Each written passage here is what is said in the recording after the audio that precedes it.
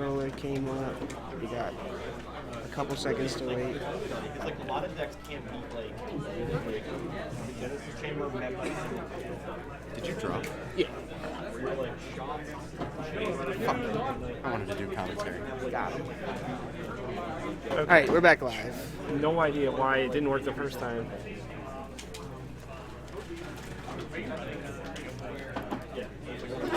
Bless you, Jason. Excuse me. So time was called in the round. We are finishing that up, and we'll have another match for you very soon. Somebody with a name came to you. I would not trust that person, to be honest. Yeah, that's Him to Torok is not an honest magic card. I mean, probably kill small children. Yeah, most likely. All right, let's get Diana back in here. so we should be hardwired in now. Hopefully there's no more problems with the Yes. stream breaking out. All right, so we're back, guys. Sorry for the interruption there. I ran an Ethernet cable. We were streaming to Wi-Fi just for time constraints reason when I was setting up the screen. What? Yes. I can find out. Yeah, Who's he playing? theoretically. Hey, Jared! No, wait. Hold on. Not yet. He's on Miracles. What is he on, Storm? Storm. Absolutely. That's a very interesting matchup. Yeah. I mean, there's the... I hate miracles. Never put it on Anuraag's been like a camera hog for me, man. That guy, he keeps doing. That guy's pretty good at magic. Yeah. Have you played him? No, but I have seen the results. Who's it, Jared? Yeah, Jared Brody. I'm gonna wait for them to say. Right, see because which we one's might. which. But we should have Storm versus Miracles coming up for you guys. So Yeah, this is gonna be good. people think, well, I'll wait for the players to all get settled before talking, just so no one Right. catches anything that they shouldn't. But heading into round 4. I'm really excited, man. This is going pretty well. Despite this. Oh, right. Sorry. I didn't know you picked up.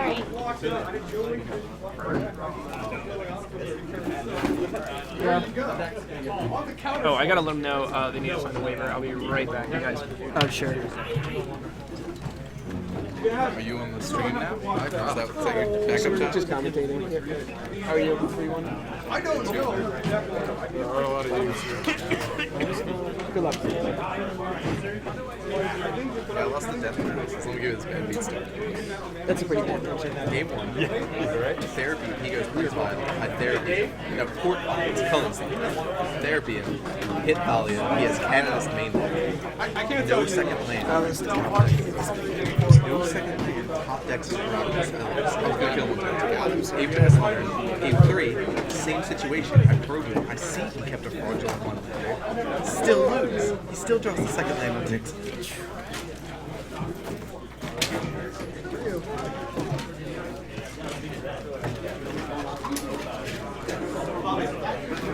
Yeah, a lot of people think this matchup is very heavily in Miracle's favor, but it's really not. If the Storm player is experienced enough to play around the things that he needs to, I mean, it's a very interesting dance. Just because you have a counterbalance in play, sometimes you can get around. If they flip their top at the wrong time and lock a 1 on top, then they just play all your 0s and 2s, which are the really important numbers, and manage to get through. And, I mean, Xantid Swarm and Decay post-board, along with the discard spells they have, it's not as bad as you think it would be with the Storm versus the counterbalance deck. The time is 2:16. This round will end at 3:06. It's a little bit slower. They're quite powerful with a couple of turns to set up. Right, I mean, Pretty good turns for Storm. if you give Ant 2 turns, you might just be dead, even if you set your top up. And even if you jam counterbalance on turn 2, you're blind at that point. You don't have control over the top of your library. So I think a lot of the times what the Miracle player would like to do is, I mean, the absolute nuts is brainstorm on turn 1, turn 2 play an untapped blue source play counterbalance knowing that you have a 2 on top, but that happens so rarely. So I mean, Storm has a lot of play here, even in the pre-board games. It's not. Has the time? Yeah, he's called. It was. Yeah. Cynic, I'd probably tend to agree with your analysis that it's slightly unfavored, maybe even-ish. Difficult.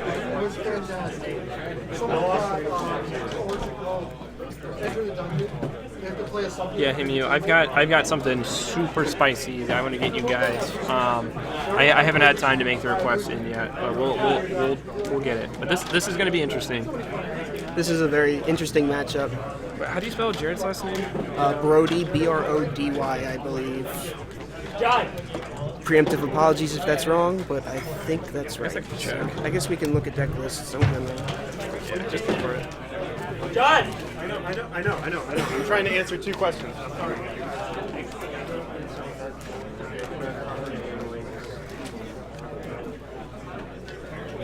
Here's a deck list with no name on it. But his last name starts with S.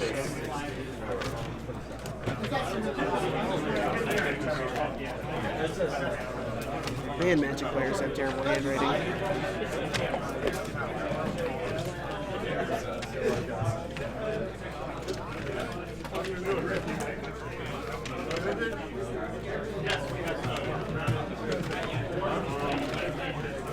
Alright, so the players are shuffling up here.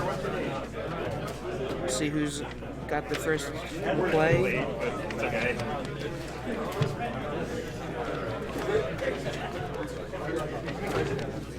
I think this is. Yeah, we spelled it right. Great. I had to pull it up on Facebook to check. Oh, Chris Hawker's deck list. I really like Jared's playing that. The Delver Secrets? Yeah. No, Oh, no, no, no. sorry. The Bruce Lee. I love Bruce Lee. You know, I got a good joke for you guys. What does Bruce Lee say? What did he say when he went to the ocean?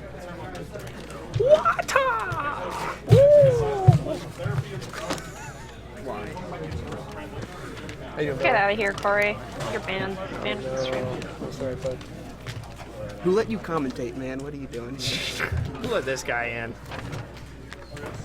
What do you mean you paid for all this equipment? That's So you know what's a fun story, super fun story with Anuraag. We're playing up in the New Jersey Open very recently, and he played with a Deathrite Shaman mat, and he did this intentionally because he says it throws off his opponents, which is probably why he's also playing with the Delver Secrets mat. So he goes turn 1 polluted delta, go to his opponent that opened on a plane. His opponent then plays another planes, plays Deathrite Shaman, looks at him, looks at polluted delta, looks at his playmat, looks at Anuraag, tanks, and says Deathrite Shaman. And Anuraag then untaps and plays Sensei's Defining Top and laughs. got him so good. Alright, so we just found the lists. Looking over the Storm list. Pretty standard. 2 Dark Petitions, 1 Adnors, 1 Tendrils, 1 Passing Flames. As far as miracles go, he has 2 predicts and 2 spell snares. Those are certainly going to be interesting. No win conditions besides Seize the Mind Sculptor and Snapcaster. No entreats. That FNM Gataxium probe That's not a pack just well. doesn't, Get it just out of my doesn't look face. very probey. Get it Doesn't out of have my that big face. staring eye. Yeah, I know. I love the pack So I well. believe that card that Jared is looking at is currently Predict, but the jig is up here regardless. There's You no, got a reader. There's no secrecy here. So do you play with Predict Hawker? I don't. So what can you tell, for those of us that don't know the card, what does it do? Well, since I don't play with it, I may be wrong, but I think you draw a card, and if you name the top card of your library correctly, you draw 2. Okay. So Predict, I actually used to play this back when I was standard. It's 1 in a blue instant that says choose a player. You choose, I think you actually target the player. And it says name a card. Then you mill the top card and if was the main card, you draw 2 cards. Otherwise, you draw 1. Okay, so that's essentially what I said. I just didn't know you milled the Yeah, top one. it works for both players though. But what's interesting to me is he has no entreats, no mentors. He's just relying exclusively on 2 Jace the Mind Sculptors and 4 Snapcaster Mages to get the job done. Wait, I thought he had. No Vendilion Cook, He nothing used to else. run mentors, man. Nope. Predicts and spell snares. Wow. Can you flip the stack over? Yeah, name a card, and then target player puts the top card of his or her library into the graveyard. If that card is the name card, you draw 2. Otherwise, you draw a card. Right. And it's I knew if you got it right, you drew 2.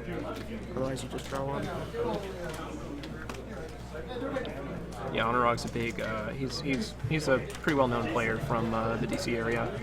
Always on Miracles. Also used to have a full foil Miracles list, but he just, I guess you could say, downgraded to Black Border Japanese. So if he is able to find a counterbalance here and untap and have a mana open to spin, he's in very good shape. And I see a Forcer Fall in his hand, so Jared has a little bit to work through here. But So one thing I want to talk about, specifically when it comes to fetch lands, in this matchup, being at 19 life points is no different than being at 20 in terms of storm count. So Anuraag has a fetch land in his hand, which actually, if he plays it, cracks it, that's going to be 1 less storm count. or if he Jared's uses the gonna need. Force as well, Or that if he also forces, loses yeah. some life. These are With all the things- Star Wars coming out, he uses the Force. I mean, These are all things you have to think about when playing. Do you think Anuraag knows Jared's on the storm? Like before they even sat down? I don't know if it before they even sat down. From here, you've seen a probe. I mean, he could with the basic and the probe. That's pretty telling. But I mean, I it could get be that, anything but I at mean, this like point. when they sat down and shook hands. I'm not sure, but from what it looks like, Anuraag's hand seemed fine in general against anything. I mean, a top with the Force back up and some lands is. And he had a Brainstorm and a Ponder. Like, yeah, his hand is He's where he paying wanted it to be. life here. So So there's the Force. Storm is currently 2, and he's got a Cabal Therapy. Ball therapy. His brainstorm. And he names Brainstorm. Wow. So he's fine. He's actually saying, you know what, let's take another turn. Even with See his what opponent's top in play, he wants to take away his ability to manipulate his hand further. That's an interesting choice. happens. Fetch land to play. And Anuraag does not spin on his upkeep to try to make his draw step better. He's He knew- content Did he know what was sitting behind Force blue card guaranteed. And then Well, I think he wants to keep with the predict and spin. Is why I don't think he's fine. I see. Therapy again. Here's the second therapy, so this makes more think we sense protect. now. Yeah, I think the brainstorm name almost certainly tells that there's a second discard spell. Right, Just because you always get brainstorm if it's Yeah. available. right. Especially since you can play the therapy, they brainstorm in response, and then you look foolish if you don't name the right thing. Oh no, I said every round. Therapy resolves here, and he takes predict. I like it. See, that's why I was saying he should have done it in response. Wow. No, he 100% should have done it. Oh. So there's a huge window Hey, here. so guys, what's the name on predict? I mean, you spin top first. Is what the name is. What I would name. Well, you fetch. You have to fetch, then spin top, Yes. then predict, and that kind of locks you out if you get bricked off your fetch land. So I think it's not unreasonable to not cast it where he did, but it was just definitely a bold name for Jared, but certainly a good one. As you see, is paid off with the Arid Mace instead of another blue card for the Force. Although I guess top finds a blue card very easily, so Jared might get too greedy here. Ooh, triple Oh my therapy, God. jeez Louise. Oh my goodness.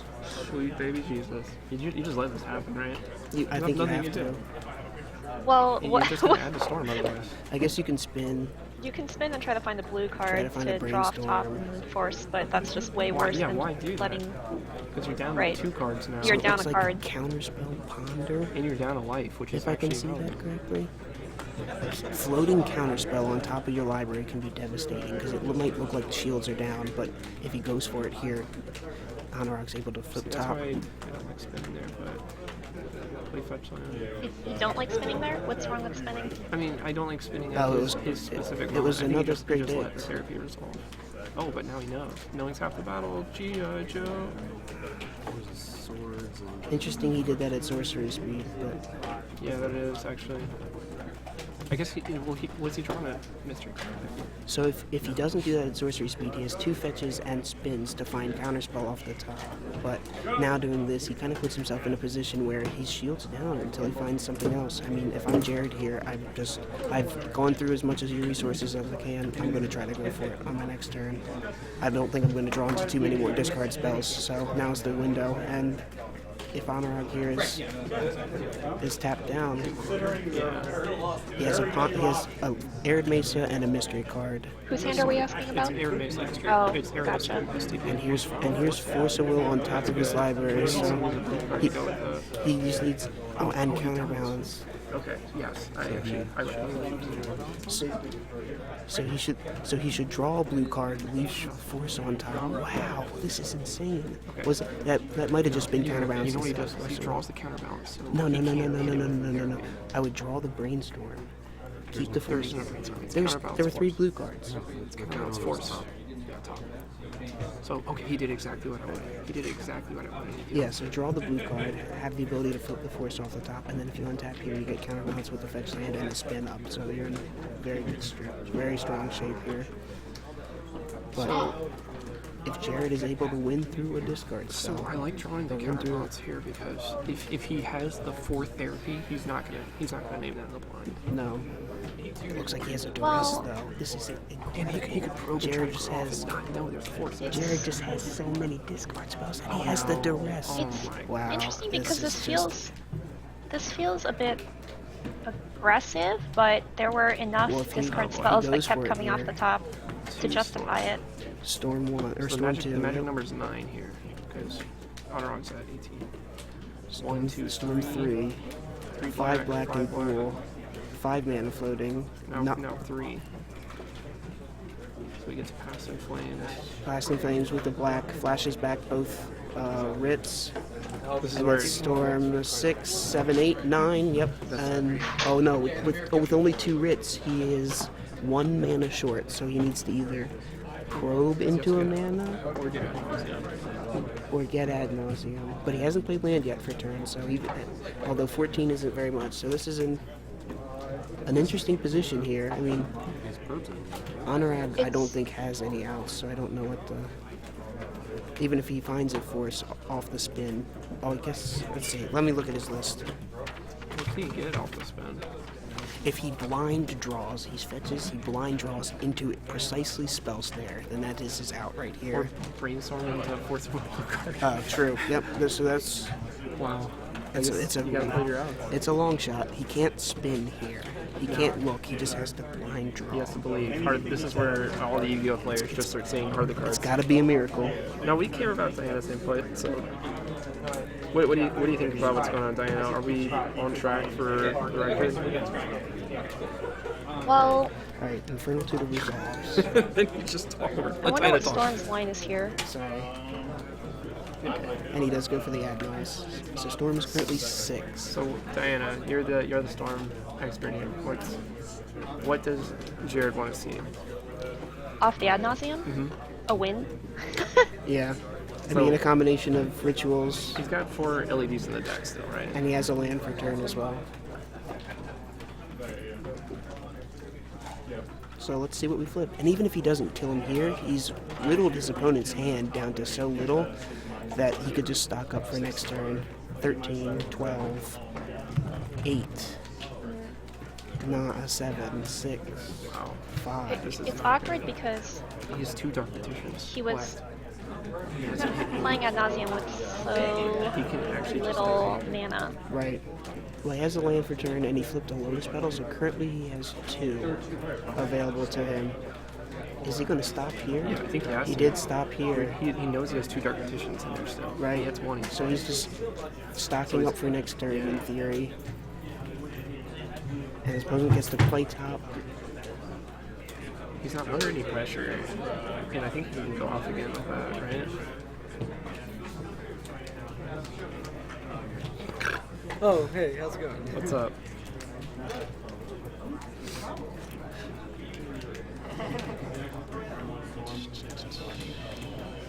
Has he played a land this turn? He has not played land yet, no. So it's 2 brainstorms, 2 ponder, or a ponder, a probe, a past in flames.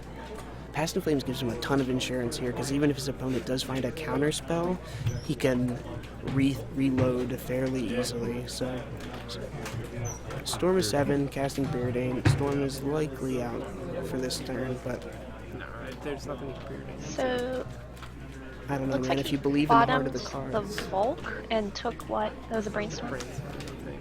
took a mystery with the brainstorm. So his opponent if his opponent has counterbalance here, he's in a bit of a pickle. But 1 counterspell potentially isn't so bad with the Past in Flames. Do we know what Anuraag drew? What? Do we know what Anuraag drew? I didn't catch it. He's didn't want to give information away, I'm sure. Was that not? Did they break a fetch between the last time he topped? Is that not a force on top for him? It is a top on top. Yep. He had to fetch away the force because he was stripped of his last blue card in hand. Great, gotcha. So he's spinning now. He has to be careful when he touches his face down. I see a Terminus in there, a blue card, it looked like Brainstorm, and something else. But we'll see what his other card is, possibly. Draw. Get the Brainstorm. Get the 1 card deeper. Yep. It was a basic island. Wow, and he plays the island before he brainstorms. That's a very interesting choice. And double Terminus going back on top. That's no good. So that's Snapcaster? I know. Wait, what's the other card? So if he, Terminus Swords. So if he has a blue card here, he's on the 3rd card deep force as the out, but nothing other than that. Assuming Jared has the kill. Jared ad nos into a bunch of cantrips, which is a really awkward. You want to, if you don't kill him that turn on the ad nos, you want to at least be able to essentially kill them next turn. So hopefully Jared finds what he needs off this brainstorm. Well, hopefully. For Jared, that is.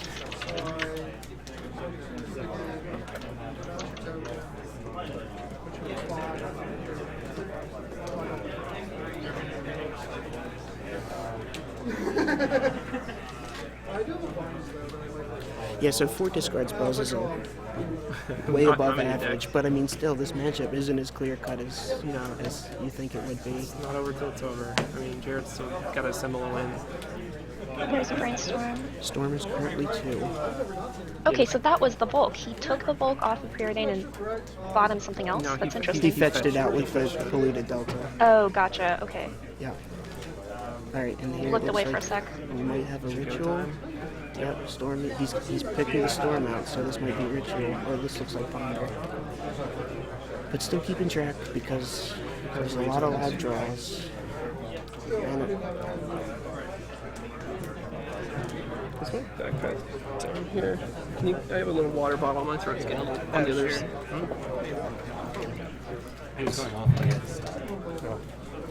Here, we can actually scratch a little bit. yeah, I guess if you do pass with the ad nauseam, you probably didn't hit a bunch of ritual effects, otherwise they'd be dead. So that does make sense. Here we go. Stormfall Cabal triple LED with Past in Flames. His opponent's just super good. Just super good. Thanks for the follow, Palmster. So here we go. Ant is up a game against Miracles, which is I'm sure all the Storm players are rejoicing out there, right, Diana? Right. All the Storm players are a little bit pleased.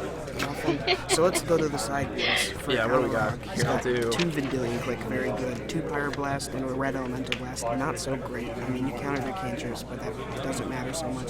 3 Flusterstorms, incredible. Even if they strip them, you have Snapcaster Mage to flash them back. I mean, Flusterstorm is such a beating. Is it Staticaster? Probably for Goblins. It's just a nice insurance, but it's blue, so it still pitches the force. So, I mean, the Terminuses are coming out. It pings Xantid Swarms and Goblins, so that's probably going to include Monastery Mentor, I think, might come in, but I think you're just trying to control what's going on It depends on Jared's what side his of the cuts are, I table. think. Right. Blood Moon. Probably not. It just they have Sometimes you basics, can get Christmas but to come early, but wear tear is generally not, but meddling mage. So Anuraag has a very good amount of cards to come in here. It seems like 2 good clicks, 3 fluster storms, 1 static caster, and 2 mana mage. So at the minimum 8 cards. Swords to Plowshare is coming out, maybe some number of Terminus coming out, and even his opponent probably has some Empty the Warrens somewhere in his list. So Jace the Mind Sculptors are a little slow, but with so few win conditions, it's probably staying. Predict, I have no idea if that's what the story with Predict is. So, yep. What do you got on Jared's side of the table? So we have a pretty typical board here. I'm just going to read off all the cards, and I'll tell you my picks, or maybe Diana can help you out with that. So we have 1 Trop, 2 Xanad Swarm, 4 Decay, 2 Empty the Warrens, 2 Chain of Vapor, 2 Disfigure, and 2 Carpet of Flowers. And Diana, you're the Storm aficionado here. With the 60 is your basic 60 with 2 Dark Petition. Right, it's very interesting. So I kind of get the feeling that you want to slow down your game against Miracles, especially if you're on a Dark Petition list. So always the Trop with Swarms come in. Right. It's just a given. Yeah, because Miracles has to be cutting on their removal, right? Are they getting rid of all their swords? Certainly all the swords. We think in some number of Terminus. Yeah, probably like 1 or 2 in case 2 and a static. in case they go for Warrens. Right. So Abrupt Decay comes in. I wouldn't bring in all 4 of them. Really? It's a lot. interesting because of how this sideboard is structured, right? Like, yeah, they pack 4 Abrupt Decay specifically for Miracles, but if you're already bringing in a Trop in addition, that's just a lot of cards that you're going to have to cut from the main Storm engine. And Anuraag does not have Rest in Peace, which is a good aid card against Storm as well. So it's certainly interesting. Definitely, the 2 empties is interesting as well. I don't say that too often, but they definitely come in to pressure Miracles and force them to both search for their Terminus and search for their counterspells. Just because you're making them, hedge their answers. Right, and the real problem with boarding the Storm is you have all these cards that make your matchup better, but they're reactive, and you can't trim all your business because then you might just stall out. So the trouble with Storm is not finding out what needs to come in because it's pretty obvious what's good, but beating what comes out. So do you usually trim, Diana, to make room for the cards you bring in? Okay, so if you think they have Rest in Peace, you can cut a Dark Petition because that's a very risky card. That's That makes a lot of sense. That's really top heavy. You can cut Lotus Petals because they are just not exactly playing the role that you want. They're a free spell, and that's basically it. If you expect the game to go long, mana is usually not the problem. Right. You can cut. Do you cut any discard spells if you have Xanted Swarms coming in, or you leave them all in and just try to... I think so, right? It depends on... If you're on a 7-card spell list, you can cut 1. I would definitely not go beyond that. Right. I wouldn't cut a lot, but shaving maybe 1 or 2 for the Xanted Swarms might be... I always say Storm sideboarding is like a choose your own adventure. You decide what tack you're trying to take in the next game. Right. And it can be tailored to whatever you see your opponent's play style is or what you think is coming out of your sideboard. Jay Gadeski, we're actually I didn't even realize that I 15 had feet the, from the other match, so that's why... I didn't realize I have the webcam. Oh wait, is the webcam audio on? We can't hear the players. Can you guys, watching the stream, hear the actual players? I had to restart the stream, and I'm not sure if that got misconfigured or not.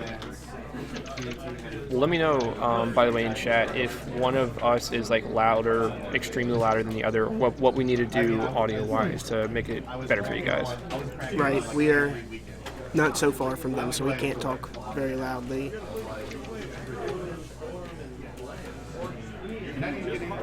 Did you crack fetch? I wasn't looking. I think he did. I think that's a Delta, right? Yeah, looks like it. Delta number 2. So here comes Carpet of Flowers. Wow, I'm very surprised to see that come in. Normally that's for, Yeah, I was not expecting that. I would think for more of the Delver lists where you're trying to get It's your good, mana but- constrained, but I guess it beats some of the soft remission. Girl could be a bit louder. Okay, well, I'll turn it up.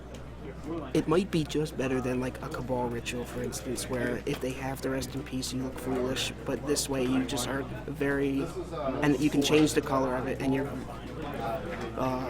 very likely to get 3 or 4 mana for free every turn. So I think that makes a lot of sense, actually, thinking about it. Just not something that I would have picked right off the bat. Hey, Diana, could you give us a quick sound check? Hey, how's my levels?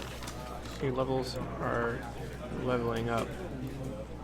I don't know. Is that the best you got? They look about on par to ours, so we should be good. Alright, so Anuraag digging here. What does he need? If he can needs untap into counterbalance. counterbalance with a mana to spin, or if he can set it up so he has a 2 on top, he's in good shape. But other than that, he's still not so bad because, like Diana said, Storm slows its game plan down.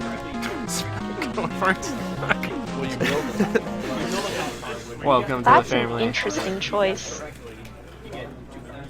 We missed what he get drew. it? We were meddling mages is very strong here. It'll be really interesting to what he names. Could you go find for us? We're gonna get I think confirmation for Anuraag what he normally names writes it here. down on a big piece of paper. Okay, sure, but just in case you can't see, we'll. Nice try. Griller 666. Infernal. It names Infernal Tutor. Yeah, that's so- actually correct. Right. That Well, is 100% correct. If he has a counterbalance, anytime in his future, naming Abrupt Decay is a reasonable option, but for the most part, Infernal Tutor or LED, most of the time, Infernal Tutor. So, how many abrupt decays do you think he brought in? I would say at least 3. I would be very surprised if it was sub 3. Now, Diana, you said you would bring in 3. I probably would not have put 4 Abrupt Decay in the sideboard if the Trop's also in there, but you know they're really there for miracles. So I guess if that's what you pack them for. So if Jared has a Cabal pay Therapy one? here, it could get pretty gross. Double Carpet of Flowers. Pay for the probe there? Untap into 4 mana. It's just kind of an interesting matchup to play Carpet against. Right, we were saying that with the Cabal Rituals potentially being subpar and the Carpets giving you free mana of any color, generally 2, possibly 3 for free each turn, it's not so unsurprising to see them, but they don't do a lot on your combo turn, which is something to consider as well. It makes me wonder if he also brought in the Swarms. I would imagine so. That's so much, though. So that's a lot of That's cards. so much. So now I'm wondering what came out. So, I did so check in his hand, he Diana, does have an Admiral soon for the Can- record, so... can you run over real quick why Storm doesn't want to bring in like its entire sideboard in a specific matchup? Well, it's pretty self-explanatory, right? The more you cut out of your engine where all the cards are working together and where you necessarily have to play usually 10 spells or a number of spells in a turn, the weaker your combo plan is. So it's important to bring in answers to their answers, but also to stay on your win condition. Regal, the 2 cards Anuraag has, are both copies of Predict. It allows you to draw 1 card or 2 cards if you guess the top of your library right, and you mill the top of your library. So with top, you can clear off a bad card and get 2 cards deep and completely flush out the top. So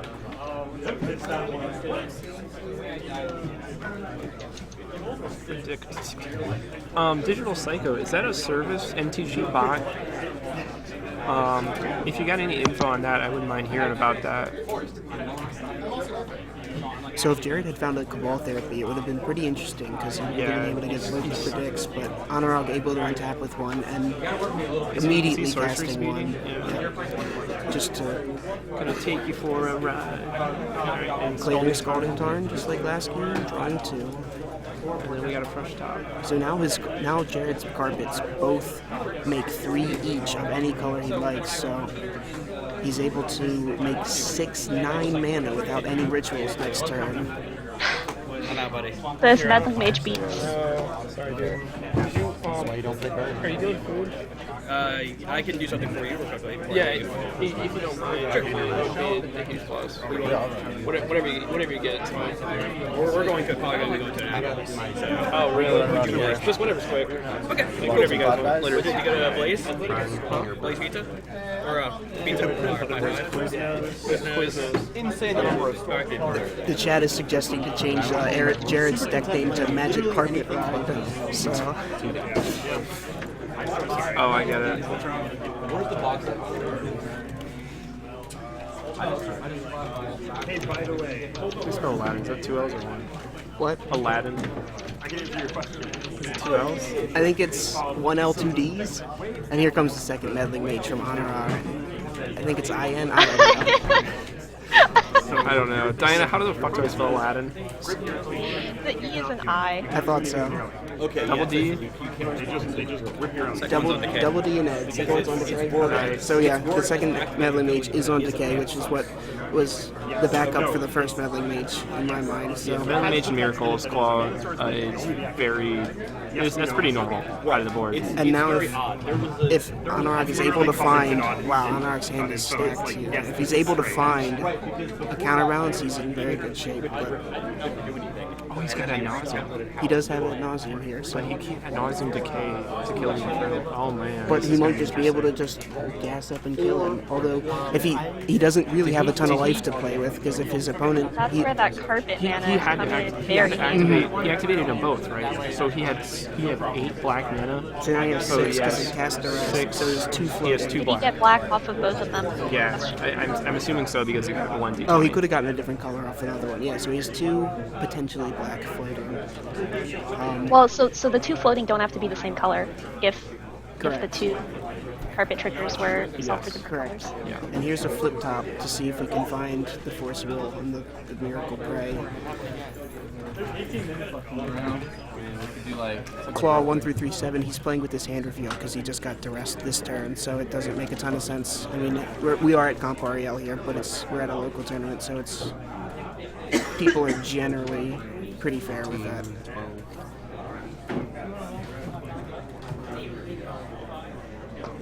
So it looks like he's taken 4.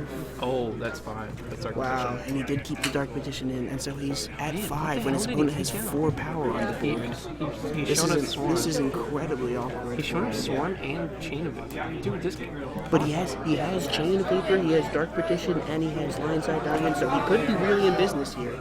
If I'm Jared, I think I might just keep, well, it might be worthwhile to keep going. You definitely want to combo this turn. You don't want to gas up next turn. This is the turn to go. So you can bounce the Infernal Tutor Meddling Mage and then he has to Line's stop Eye here. Diamond. What's Storm? I have it only at 2. Is that?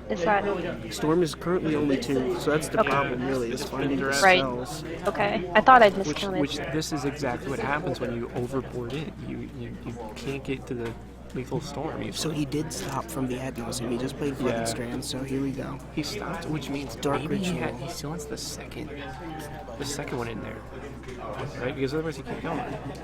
Go to 4 mana. Unless he sees something that we 4 mana in pool should be. He has the second. Storm What are is we 3. speculating about? What does he have the second one of? I can't tell what that blue card is. Ponder? Dark Petition So Ponder, Storm 5.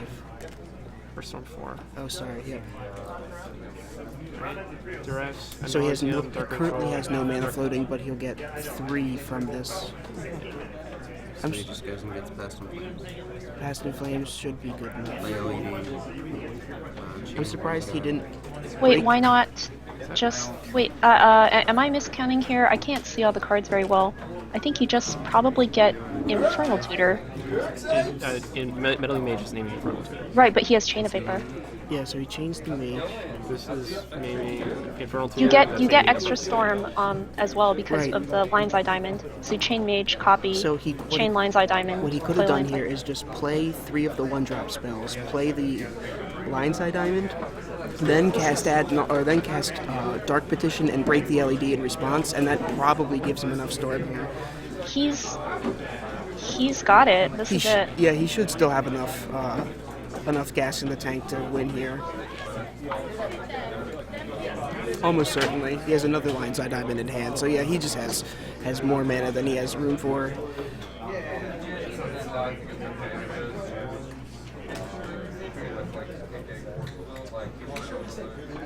Anuraag being a bro. Yeah, he can chain LED. He can chain his own LEDs back, put them back, make the Million Storm, do all the things, discard the card.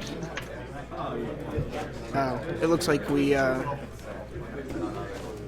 sequence things a little strangely here, but for the most part,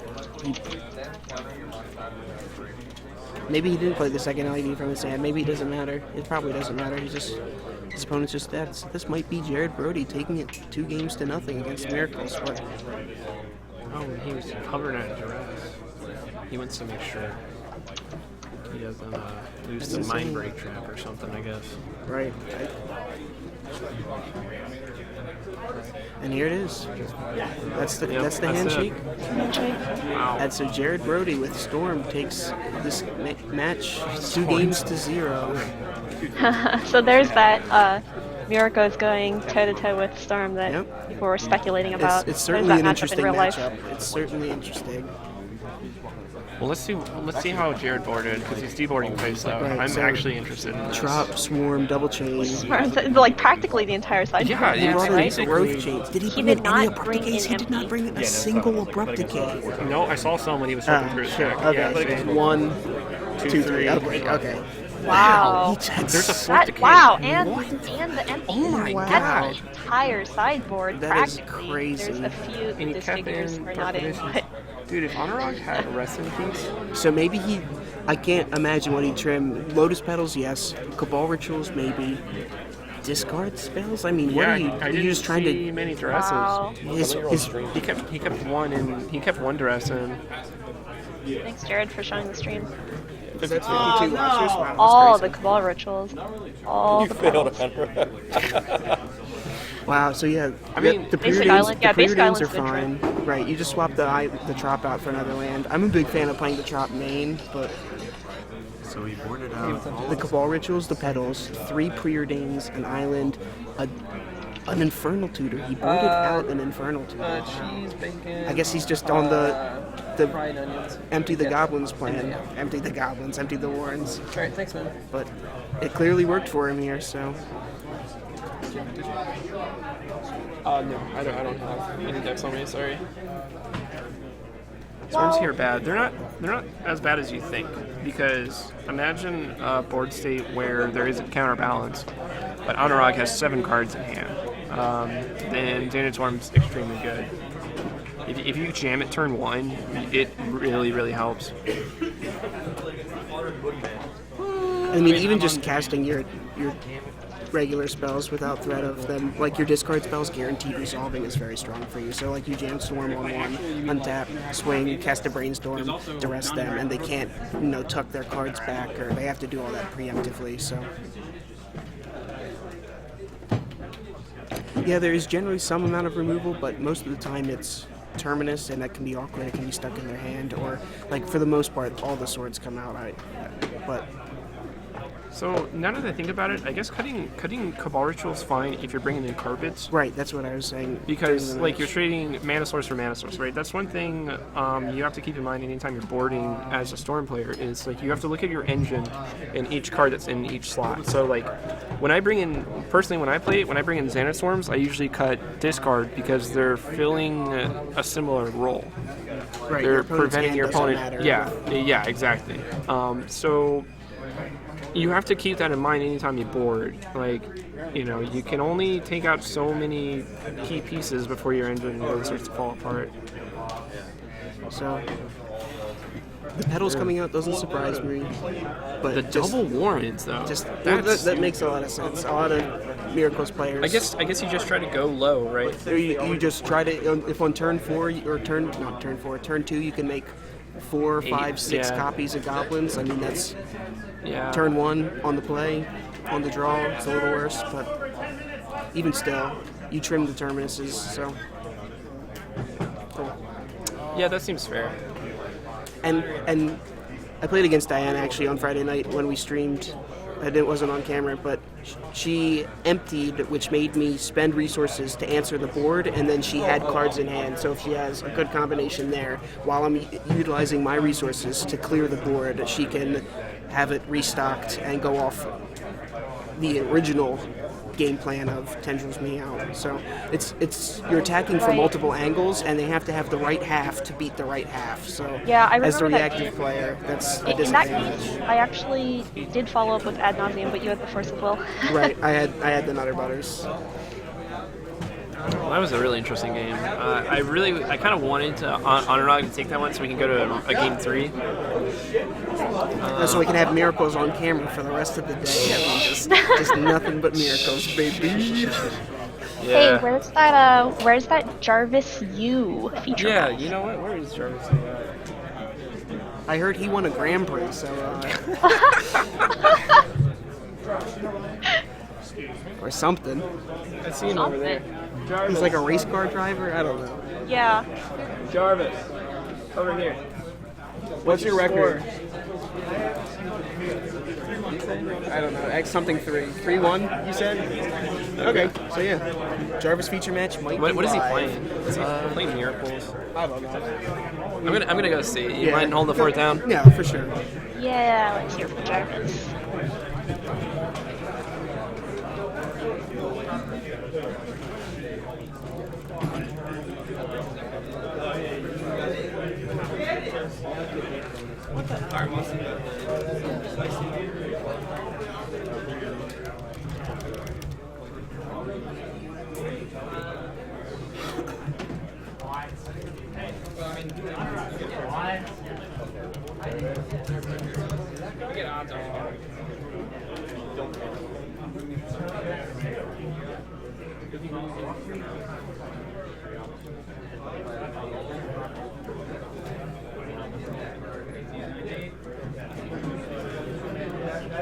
So it's interesting that the stream didn't update the names. I deleted the names in the deck names and everything, but it's lagging a little bit to update, I guess. So we currently have about 10 minutes left in the round. This is an interesting matchup. Excuse me. I have to race it, especially post-board. I think you need.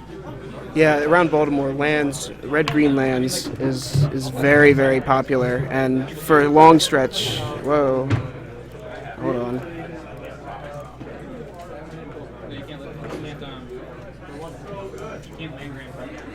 Sorry, I just minimized all the windows unintentionally. Yeah, for a long stretch, Miracles was one of the top decks to beat. It's sort of fallen a little bit in popularity, but there's still just a ton of players. So those are two things you can pretty steadily count on in this metagame.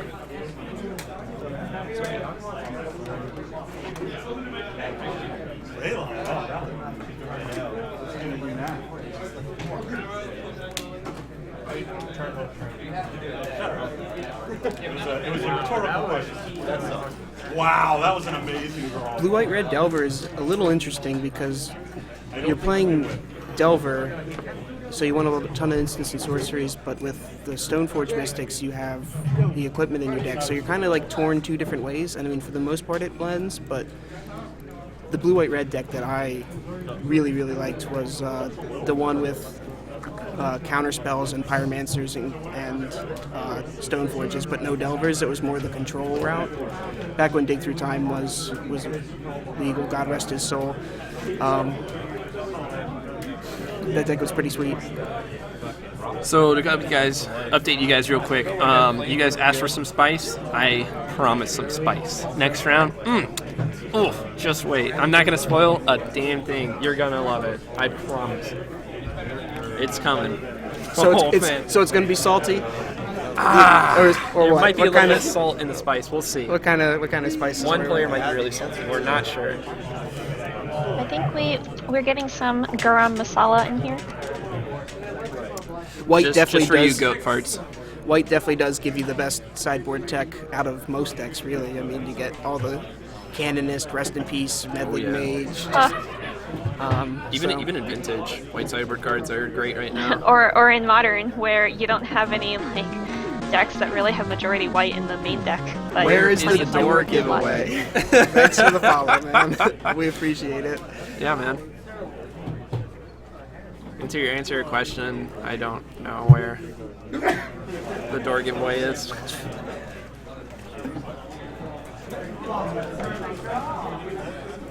The green glass door.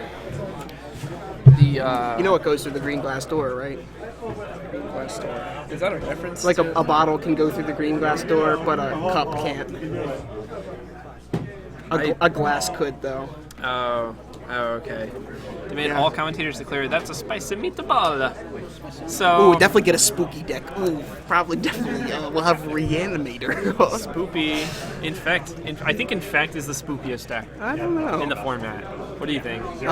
Tin Fins definitely Oh, scares God. me the most. I just like that carpet ride. That was pretty, dude. So Take on the magic carpet ride. So We updated I got a couple questions for you. How many cards did you board? Yeah, that was crazy.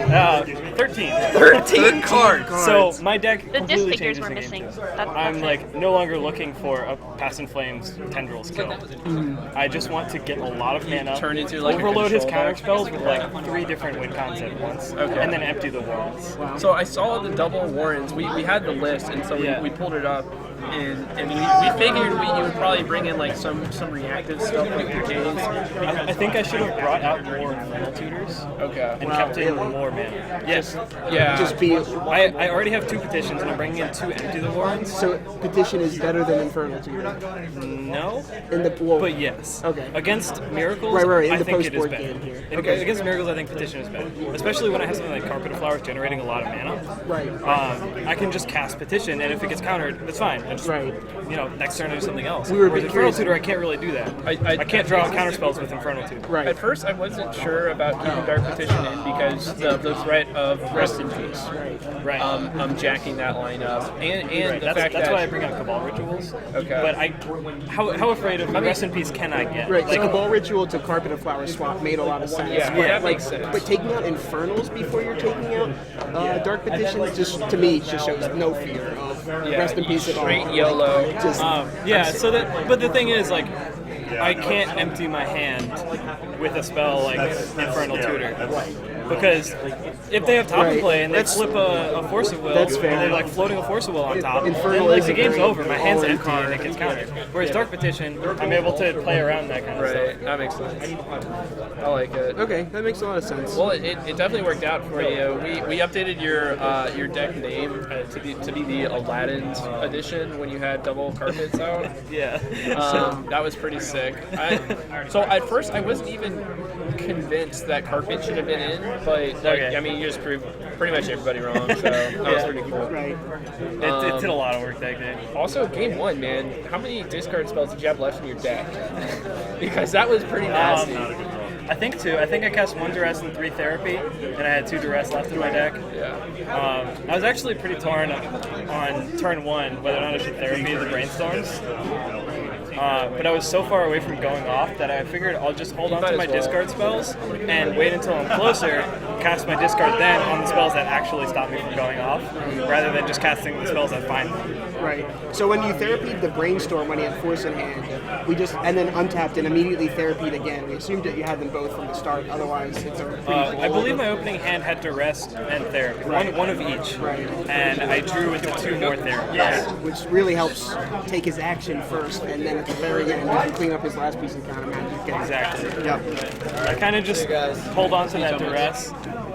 Like, I like just holding on to the Duress as the last. Like, I was lucky enough to draw probes with the Therapies, so they were guaranteed hits every time. And then I can hold the Duress for the end if I just like don't know what to name. Like, if he has mana untapped, he could have Counterspell or Force of Will or Master Storm. So it's nice to be able to save a Duress for the end. Well, good luck with the rest of your rounds. Yeah, man. Thank you. Keep it up. I think I can win one more. Probably win one more, draw, and then you're in. So. Because this one's round 4, right? And you're XO now. I'm 4-0, yeah. So yeah, if you go 5-0, then you can double draw. Should be able to. Almost certain. Yeah. 4 more beers. Yeah, man. Good luck. Yep. Oh. That was cool, man. That was really cool. So Uncounterable symmetrical reanimate your whole yard with spend 2. So it's just All Hallows Eve. What the- Oh, All Hallows Eve is a pretty spoopy card. there's also the one card from like Legends, and it's just Hollow like Mask. some like 9-mana spirit or something, and it's like Spirit of the Night, and it's just a big. Oh, Spirit of the Night. Yeah, that dude, card- the artwork that on card's that. spoopy. If you guys have not seen Spirit of the Night, I was playing this in the Kalia Commander deck for a long time because it's crazy. It has these abilities. Like it has First Strike, and it exiles anything it deals combat damage It's just to. it's so weird. It costs It's 9. weird. I'm pretty sure, right? I don't remember who the artist is. I think it's the same person that did like Evil Eye of Worms. Right. Here we go. So we got a link. Yeah, let's take a look. Good old 6 black, Look at black, that. black. All right, you're imagine. So I actually pulled one of It's these got back haste. in the day. It's a black card with haste, flying, trample, pro black. What? What is going on? Well, so first of all, this card I actually remember pulling from a pack, and this was when I was buying packs without my parents' consent. They knew this game was demonic, and I had to hide this one. I had to do some super secret tech to hide this, and so my parents only found my white cards, like my Sarah Angel. Oh, sure. So this card, there's a long backstory to how long I was able to hide it until my parents were okay with me playing Magic. And then by that time, the Commander set it came out, and I was like, oh yes, because okay, so you see on the card it says Summon Legend. He's actually a demon. He's a demon spirit, so he's perfect for Kalia. You sling this in, and he's actually really good. Yeah, I remember when. If you play you have to play the 3-card combo to get him. No, all you need to do is just play Kalia and just attack. Now, so this guy actually saw some play when a sneak attack was printed. Actually, no. It was there's another demon. There's like a 9/9 flying demon whose name escapes me. Lord of the Pit, is that? Nope, he's a 7/7. It's weird. You have to like sacrifice a creature every turn or something. Yeah, that artwork though, man. Jeez, I wish I could pull it up on the screen. I mean, 90s ass shit. Yeah, dude, I remember getting the chain emails. Demonic Tutor, man. That's. Woo! Too strong. Unholy strength. You're making a pact with the devil there. Yeah. Accepting Satan into your life. Let's talk about that. That's why they banned it, though. I mean, that's why it's only Vintage Sneaker, because all Vintage Sneaker would be. Well, so that's actually why they went in, and they actually changed the artwork on it. They removed the pentagrams because they didn't. They actually got some pushback in other countries, not just America. Anyway, I'm gonna eat this delicious burger real quick, you guys. So I might not be able to talk to you. Let you know how much I love you. Devouring Strassus. I don't even know what this card does, but I'm hoping it's spoopy. So. Spoopy. Oh, that's the 9/9 flyer I was talking about. Oh my. You ready to be spooked? So back in Urza Saga, people were running Sneak Attack and Greater Good, and they were just playing big dumb dudes like that. You play 9/9, swing 9, take 9, sack it, draw 9, discard 3, and like they just keep rinsing it like that. Oh wow! I didn't know that the ban on That is true. I did know about the alternate simplified Chinese. What's it? It's like a reanimate card for 4 or something. I know about that, but I didn't know that the reason was because you can't be spoopy. Yeah. I actually have a blanket at home with skeletons on it, so I mean, I don't know if that's similar. Illegal. But You're the worst kind of person, Hawker. Now, I've seen people all the time. They have gloves with skeleton hands on them. Are those illegal in China? yeah, the bone hands. What about bone saws? Bone saw legal. Bone saws ready. Hey, freak show. I've got you for about 3 minutes. 3 minutes of playtime. You're going nowhere. Oh my god, I fucking love bone saws.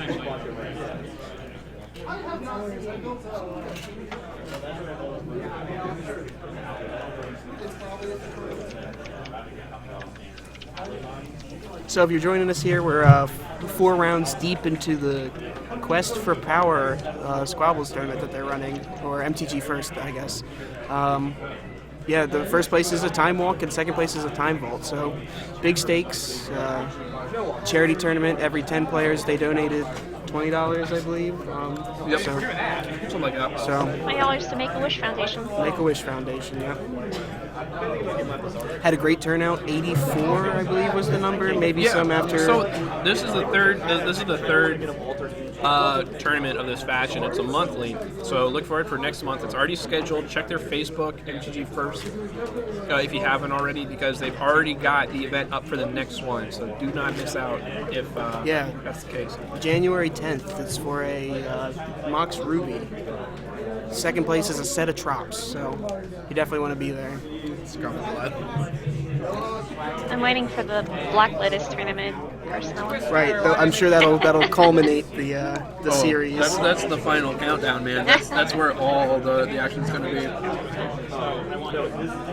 We're actually talking about with some other stores to maybe sync these up with another store, so we might actually convince enough people to come out and then just rent a room for a night, so people will come down Saturday, play, sleep, and then play Sunday. I'm talking with Paul about getting something like that going. Just a little store co-op type thing, but that might be like later on, like towards the summer. Who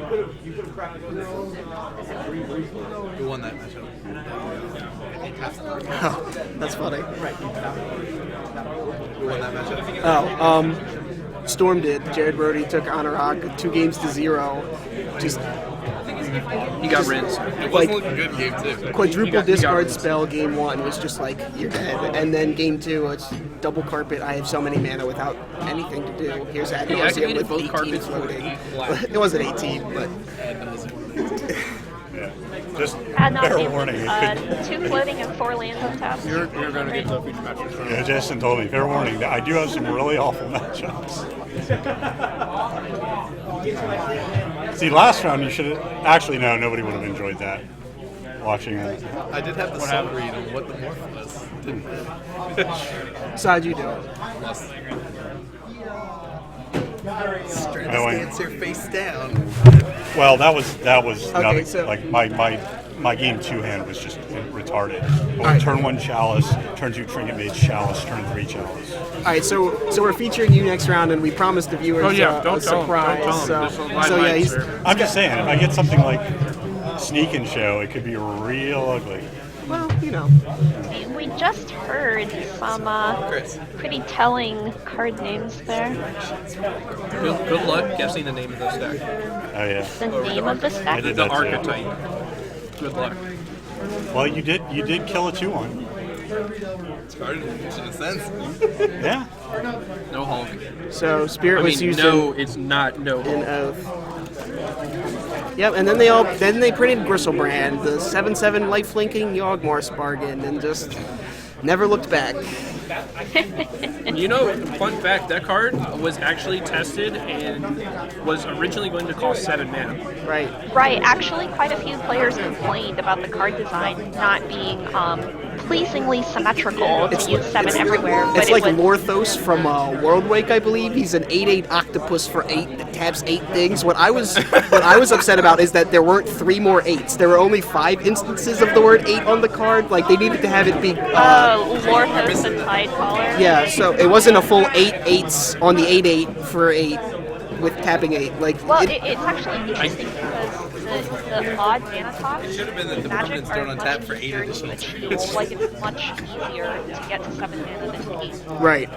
What if on the card, like when you play the octopus, you just start saying, "Great bait, mate. I rated 8 out of 8." If you played a spell that turn, that was a bait spell, and they countered it, and then you played that. Well, I want it to be like Collector's Number 88. I mean, come on, you gotta play this. You gotta play this out better Just than you screw did. alphabetizing Really drop things. the ball, Wizards. It's, so we have Damon versus you. We got our next round up. We're gonna get I'm not sure. We're gonna get the info updated real quick for you guys, but I'm not gonna put the deck name in yet. here we go. No, he's not. No one heard that though. I'm just gonna check the pairing, see who. Yeah, for sure. His board is. Yeah. Ooh, and we have Steam Vents Okay, thank you. coming to play. This is nice, not having to get up every time. Oh, I need to actually tell him to sign the. Yeah, for sure.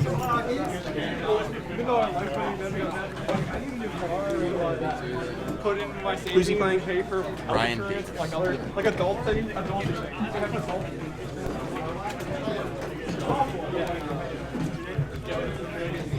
Damn it. I'm bad. Jesus Christ. I'm a little drunk right now, alright? So, Just a little bit. Unusual for you, Hacker. yeah, well, you know. The old 011 start will do that to you. So is that how you ended up in the Yeah. commentary? I played a game against Shardless Bug where I kept a mold of 5 on the play with no lands in it and didn't draw lands for the first 2 turns and then won that game. It took 35 minutes and then that match drew and then I just died against lands. So, yep, here I am. You are, well, we are glad to have you. Glad to have the miracles stuck in. Oh, All right, definitely. Magic players, you have 50 minutes. The round will end at 4:07. You may begin. Good luck. Alright, here we go. Okay, so do you guys want me to fill out Damon's deck name for you guys? No. What's Ryan's? Give him Ryan's. I don't know what Ryan's. Go scout a little bit. No, I want to wait. I actually Slow kind roll What, of. is that just you not doing work? Come on. You gotta slow roll it. I'm working hard. Working hard. David Whitby Aben is my favorite Digimon. I love it. Diamon. Oh my god, dude, seriously, Smelgo farts? I literally almost spit a whole mouthful of water all over my commentating stream when you said that. Or no, the Fring thing said that. Oh my god, I just literally almost just spit water everywhere when you said that. Hey, tell us, Corey, was it literal or not? It was literal. It actually was literal. He Like, I had to turn around abruptly turned away. and try not to choke. Oh my god, that was so funny. It was literally literal. Oh Christ. I'm dying. Oh, I gotta update the round timer. Or the round counter. I'm slacking. Around the here. outside.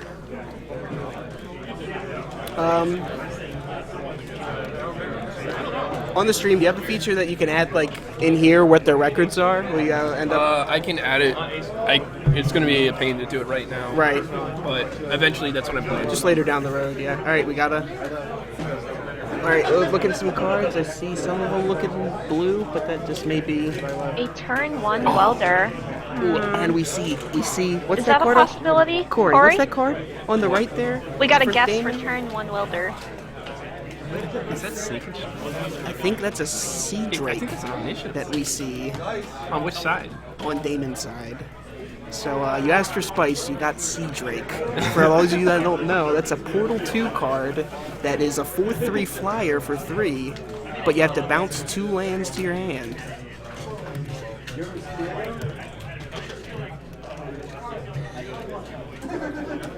Yeah, both players are 3-1 here, still very much in contention. See Stompy.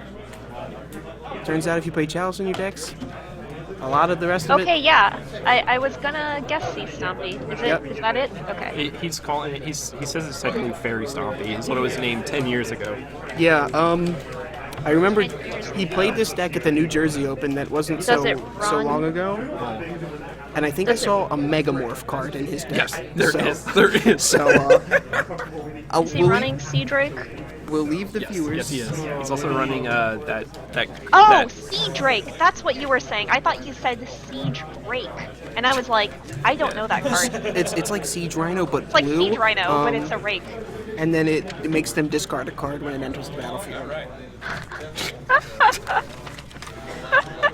It's actually in the new. They tested it out in that. They brought it back.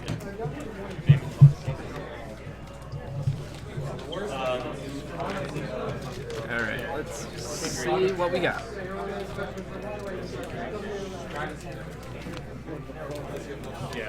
So I know Damon Mulligan, did Ryan keep? Ryan kept his opening 7, I believe. Okay. No, he has double ancient 2, no blue source, no chrome hawks. Oh, he has to go down. He keeps. He keeps. Well, he's on the draw, so he has a scry and a draw. He has no. Oh, he's on the play. All right, so we got It's a Island. snow-covered island. That's not going to be relevant. You don't know that.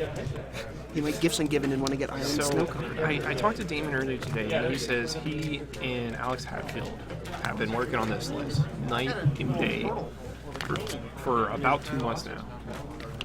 So Ryan Davis, which That's worth a long mentioning time. because What's night and day for 2 months? That'd be 24 hours a day for roughly 60 days. plus or minus, Plus or minus. 3 minutes. leap year. You gotta- Are we in the gotta- leap year? You got a 3-minute margin for error, but So he fetched a Guru Island. That's fun. Ponder. So what do you put him on here? Miracles? there's just too much stuff. Like, I mean, that could be Storm, that could be Sneak and Show, that could be Miracles, that could be just anything. So it's way too early to tell.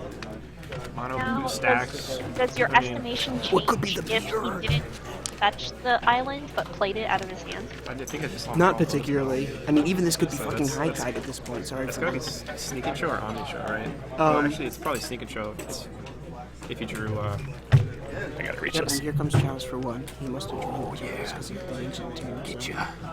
Get ya. We gonna have words over this? I see brainstorm. Life bubbles. Damon has the backup for it though, and Ryan is I content to will let pay him 2 life for that. So that definitely rules out a lot of things. It looks like he just drew Sneak. What is he on? Or those foils. It's just he's on strong. He's got Burning Wish. Oh, okay. So it's probably Omniscience with Burning Wish for show and tell. I'd imagine. Omni Halls? I would. Maybe not Burning Halls? Maybe not. Oh shit. Come back. Thanks for doing the math. Fuck. Ring thing. Alright. We're back. Here we go. We got some basics. Feeling pretty basic today. Going to Starbucks. Getting some pumpkin spice lattes. Getting back to basics, yeah. Grande, that is.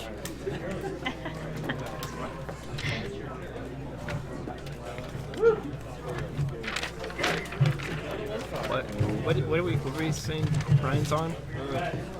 I got his deck list right here. I just pulled it, so I'll get back to you in just a second. Gristlebrand, Emrakul, Omniscience, Show and Tell. Yep, it's Omniscience. No Dream Halls. Is it Burning Show? 4 Burning Wish, Burning though. Show. 4 Burning Wish. 3 Show and Tell's main, 1 in the board for the Burning This is Wish. what I used to play, like, God, a long ass time ago. This deck's a lot of fun, actually. Yeah, so Chalice for 1 is pretty good. It still hits Pro, Preordain, Ponder, Brainstorm, but it's certainly not the critical cards. The critical cards are the Burning Wish, the Show and Tell, and then whatever monster comes to play.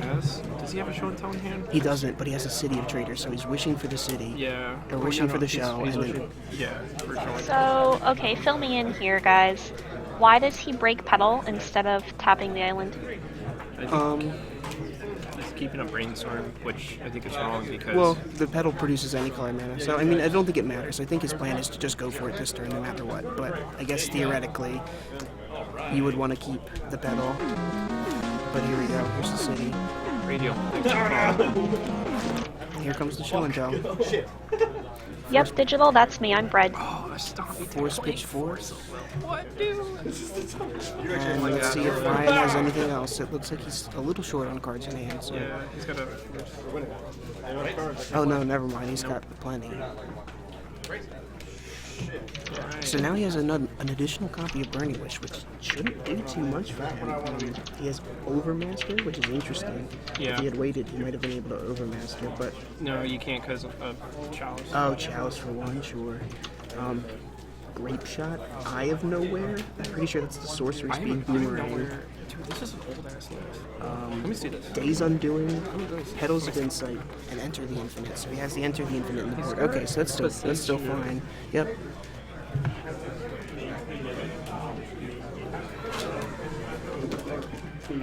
Whoa, this is an old list because he has pedals. Just kicking it old school. This is circa. I remember this guy. I played in like 2012. Yeah, this guy. I remember this guy. Did you literally play it, Corey? Oh my god. My local shop. Yeah, his deck is all Germaned out. He wasn't running personal. Is he running personal tutor? Not. He's not. Because I used So to here we run go. that. We got 2 mana in the pool. Here we go. Brainstorm, 2 mana floating. Interesting that he brainstorms after playing the land. Yeah. Oh, it just gets chalised and then. True name is. These life points might not be accurate, by the way. I might have missed it. Slowly chipping, but I think we've gotten 2 attacks with the true name. Oh, does Damon have multiple forms? He could hard cast forms. Oh, that's great. And does he have a third one after Force Pitching Force? I thought I saw one. It looks like City of Traders Ancient Tomb from Damon, so I think 8 Damon shields are down. But here's another show and tell. Will this He's one got the resolve? range. This is lethal. Yep, if this happens, Damon Whitby Oh no. is dead. Huh. He's just gonna bring Wedge, get pedal, or Get, enter the infinite. enter the infinite. Oh, more of that. This one works pretty well too. It's pretty good too. Yep, and here we go. I remember Not Damon, showing Damon him. was saying he was worried about this matchup, so this is really bad for him. This way doesn't show off the any of the potential other sideboard cards besides the show and tell. So, kind of a heads up play from Ryan. Yeah, absolutely. Let's go to the sideboards. You get Damon's list. I'll get Ryan's. So unfortunately, back to basics is part of this deck's like gotcha plan. Right. And I don't think that's gonna work here. Doesn't do so much. He's got 3 misdirections. I think those come in to just try to fight the Fluster permission Storms, ward. definitely. Sower of Temptation. Yes, sign me up. And unfortunately, I think that's it. Everything else doesn't do. Oh, 2 Fluster Storms. I'm Yes, sorry, certainly the that's Fluster Storms. And for on Ryan's side, Overmaster isn't great against a Chalice deck. He has 3 sneak attacks, which seems good to me. Boseiju, who shelters all, can help him force through spells. Other than that, it's pretty much a wish board, so for the most part, I think things are going to be staying still. Echoing Truth probably comes in to deal with Chalices. Helps a lot with the multiples, any hate cards that Damon might have. I mean, if I'm Ryan right now, I'm just the most confused, just sitting down across from Damon, so... I don't think You Boseiju almost is think actually it's useful Merfolk, here. right? You would think it's I Merfolk wouldn't besides think the Soul Lands. Soul Lands, yeah, that's true. You haven't seen a ton, but that'll be. Why don't you go through some of Damon's main deck? Because that's really where the interesting stuff Yeah, comes in. so this has the 8 Soul Land Stompy package, which is 4 Ancient Tomb, 4 City Traders, 10 Snow-Covered Islands. He has a single Seed of the Synod, which is the artifact land, 4 Chrome Mox, Trinket Mageable. 4 Chalice of the Void, 2 Jite, Yep. 2 Sword of Fire and Ice. I don't know what this card is. Sigil of Distinction. Sigil of Distinction. No idea. We'll have to pull that one up. 4 True Names, 4 Mist Hologriffin. Mist Dude, yeah, this is the spice, right? So he plays For Chromox. Chromox. And the sideboard Mist. And the pitch is to force. Wow, that's just. So he used to play this with Dig Through Time. You're right. So he would dig the Mist Hologriffin.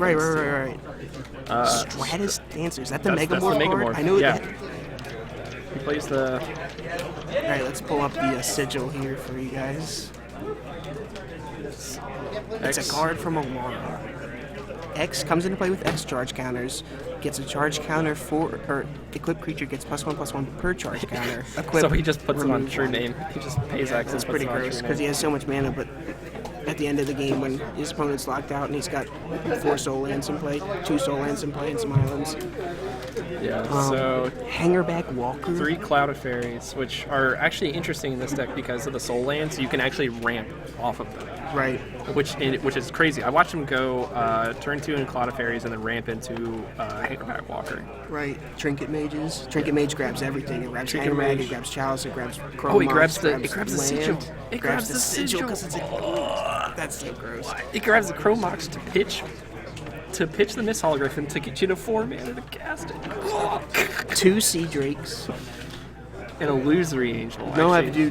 no idea what Okay, Illusory so- Angel is. Oh, Illusory Angel is very interesting. It actually was reprinted recently in a core set. I want to say. It was? Yeah. I had no idea. M2014, Magic 2014. It was originally from the Blame Chase set, the second one. Right, yeah. It was printed in a core set recently. and I don't want to misspeak when I describe it, but it's one of the illusion cards that are basically... Oh, when you target it, it goes away? Like a No. No. It's an undercosted card. It's an two illusion, and a, so it's two and a blue for a 4/4 flyer that you can only cast it if you played a spell that turn. Oh, sure. So Right. it works with Cloud Okay. of Fairies, works with I'm thinking what else? So- I don't know, anything else that's free like Chrome Mox. So he Isn't can jam that- at turn isn't 1, that, like, pitching kind of Miss Holocrypton. And then turn archetype 2 of Miss a blue Holocrypton. card? That's Yeah, Thanks, I've seen guys. all these things. Listen to me. Yeah, not being able to wish for the card under the Chrome Mox, but you can play it if it's a missed Hologriffin, so I mean... Alright, we're going to game 2. Here we go.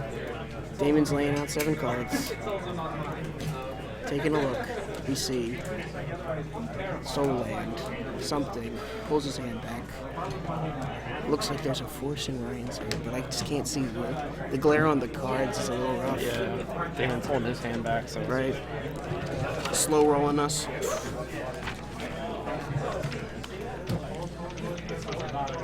Four chalice, 56 stone, anything is fine. That's not exactly true. You need to have can't soul play lands one drops or usually. mox diamonds. That's Oh, look at this. Oh, chalice Turn- on one. turn Here we chalice. go.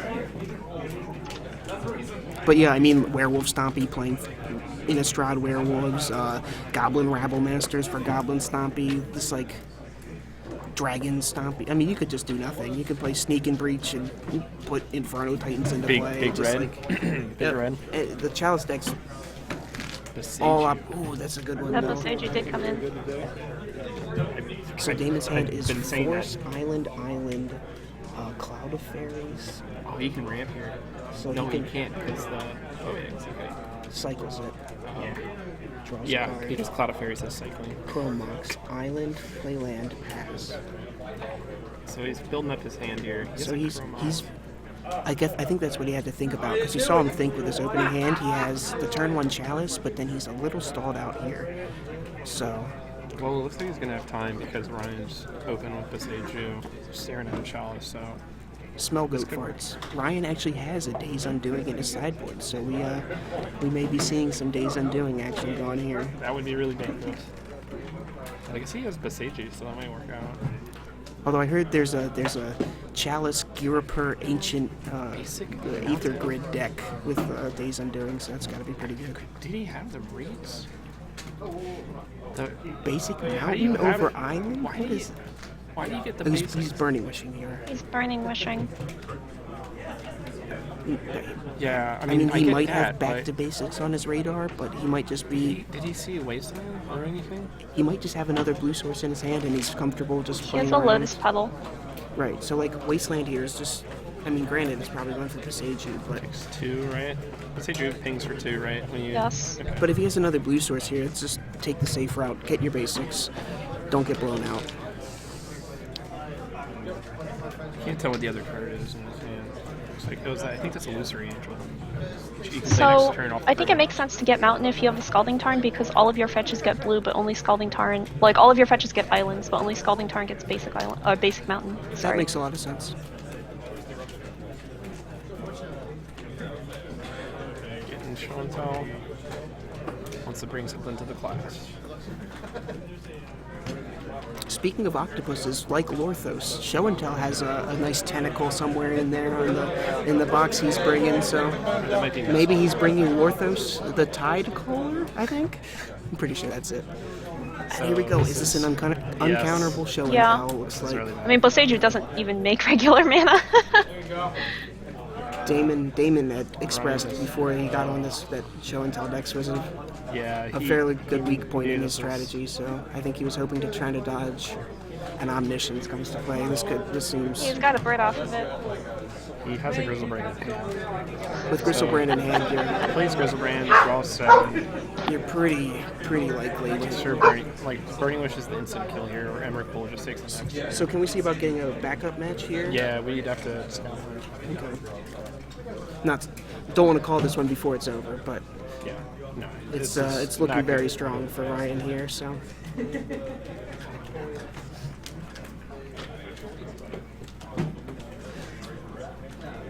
There's And there's Burning Burning Wish. Wish. Burning Wish, enter the infinite. Yeah, that's over. You're probably dead. He has Force Blue card in his hand, but Gristlebrand, draw infinite. You're dead. It's just. Steve J. Thanks for the follow. Yep, and Damon scoops up his cards. He's seen enough. So there it is. Ryan Davis winning with Burning Show. And Damon Whitney. Damon's going to be mad that I put him on the feature match. Yep, the spice is That's unfortunate. it's not getting there. So you want me to go scout the top tables? Yeah, if you don't mind. Okay. Hey, get Jarvis. Yeah, just see if Jarvis is... So I'm going to step out for a second, but I'll be back in just a moment.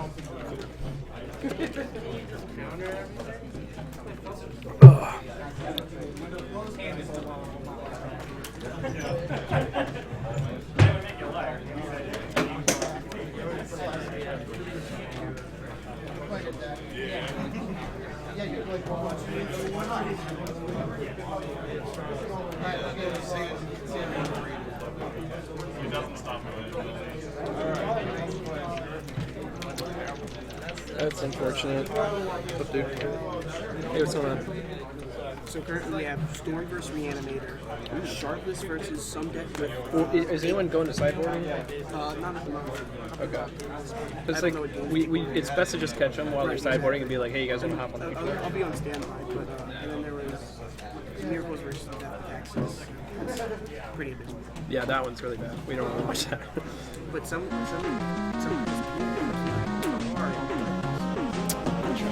Oh, is that Justin? Thanks for the follow, Mystery Tan Man.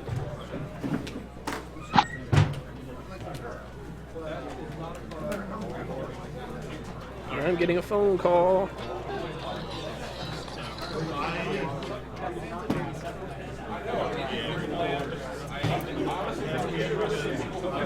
That was painful.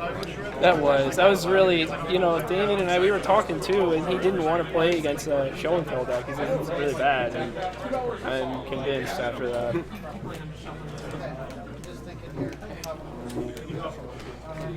That's brutal.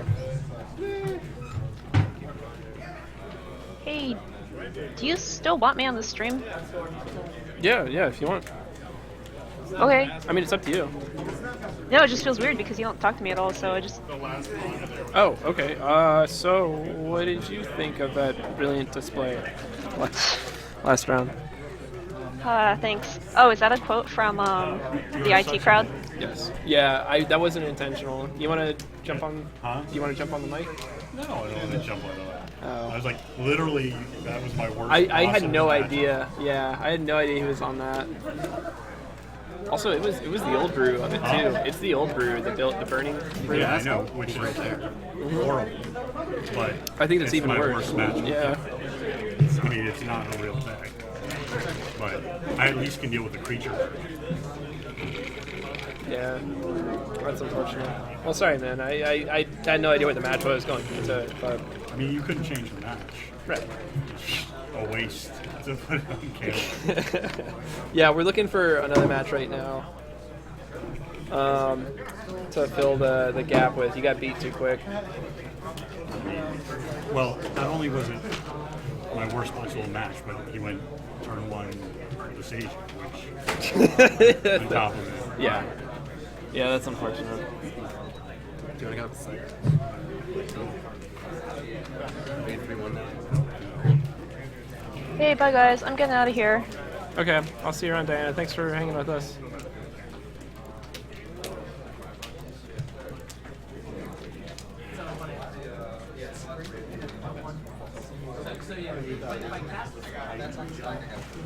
Alright, so right now we're looking for another match.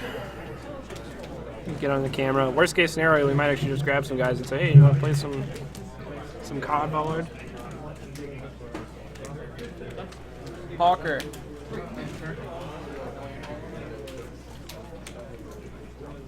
Worst case scenario, we can just grab some guys that are free and just say, hey, you want to play under the camera? Sure, yeah.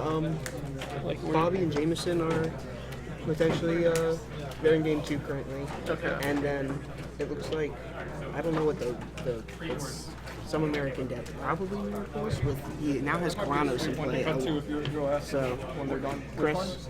Because I'm pretty certain Chris is very good. Right.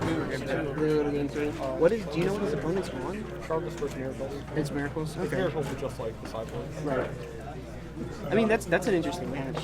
So, I mean, it has a lot of play You want to to go it. grab them and see if they want to be on the feature? But I mean, I would. Sometimes the while they're finishing games,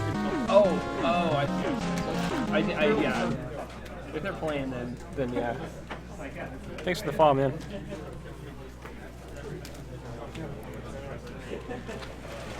Or we could do a deck tech. Yeah, that's actually not a bad idea.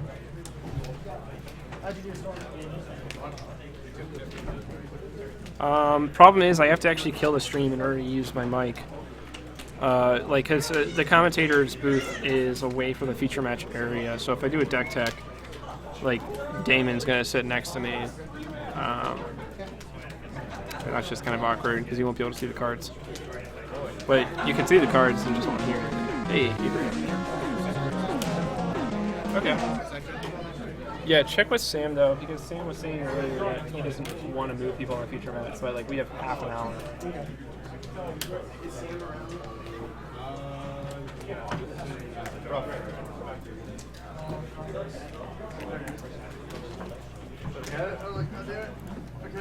Should we start scheduling a backup feature match for each round? There's no good way to schedule it. You have to wait until someone goes to boards.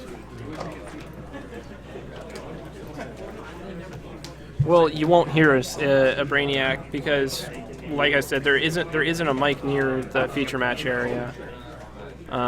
So you can like look at them. Oh, I guess we could lay them out on the table and then come back here and talk about them.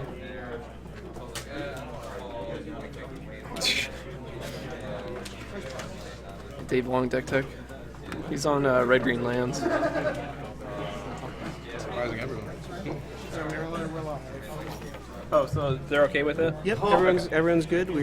Got a match for you guys. We're going to see Miracles versus Grixis Delver. All right. So we'll get the names and everything updated for you. But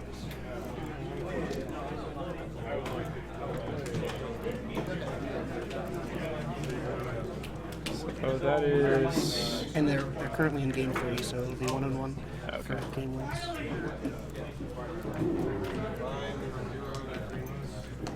Hey man, it's better than nothing, yo.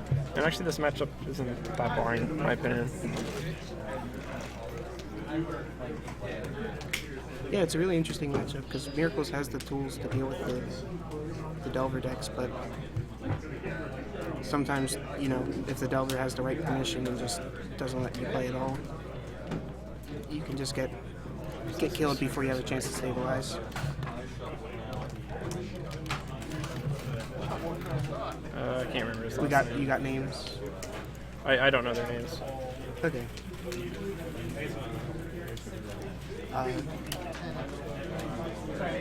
Can you check the pairings to see if we can get their names? Yeah, What sure. table are they? What's up? I don't know. What table were they? 4. Table 4. Yeah. Chris is the one that's on Miracles. Right. Yeah. Yeah. We saw him round 1? Oh, Round okay, 2? sure. Round 2, I think. Chris Stagno on the right and Nate Hoffman on the left. Nate Hoffman. Put Slivers on camera. And he's on Shardless Bug. If anyone was degenerate enough to play Slivers, we might be able to do that. If they, yeah. Actually, not only do they have to be degenerate enough to play Slivers, but they also have to go 3-4-1. So, I mean, that's the odds are stacked against the Slivers on camera. Just saying. Diana left. Yeah, she signed out. Now it's just you and me, baby. Choo-choo. Getting the bro Update time. that. What's up?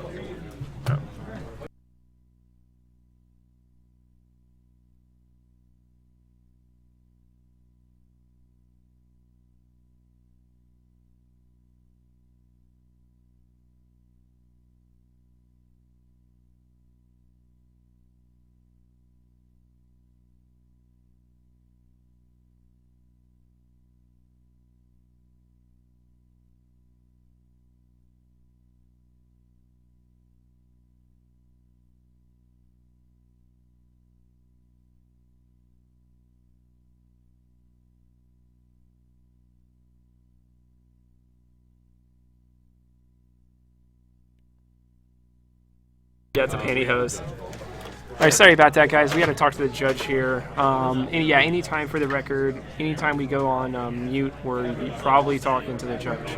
Yeah. So looks like we're gonna get what, Underground C? Leading off with the death rate. I went at 3-drop. Oh, it's Shardless block? I thought it was. I thought it was Shardless book. I thought it was in Grixis Delver. Oh, was it? I'm pretty sure I saw it. Okay, I'm thinking of a different matchup then. Yeah, I'm pretty sure it's Grixis Delver. But we'll see.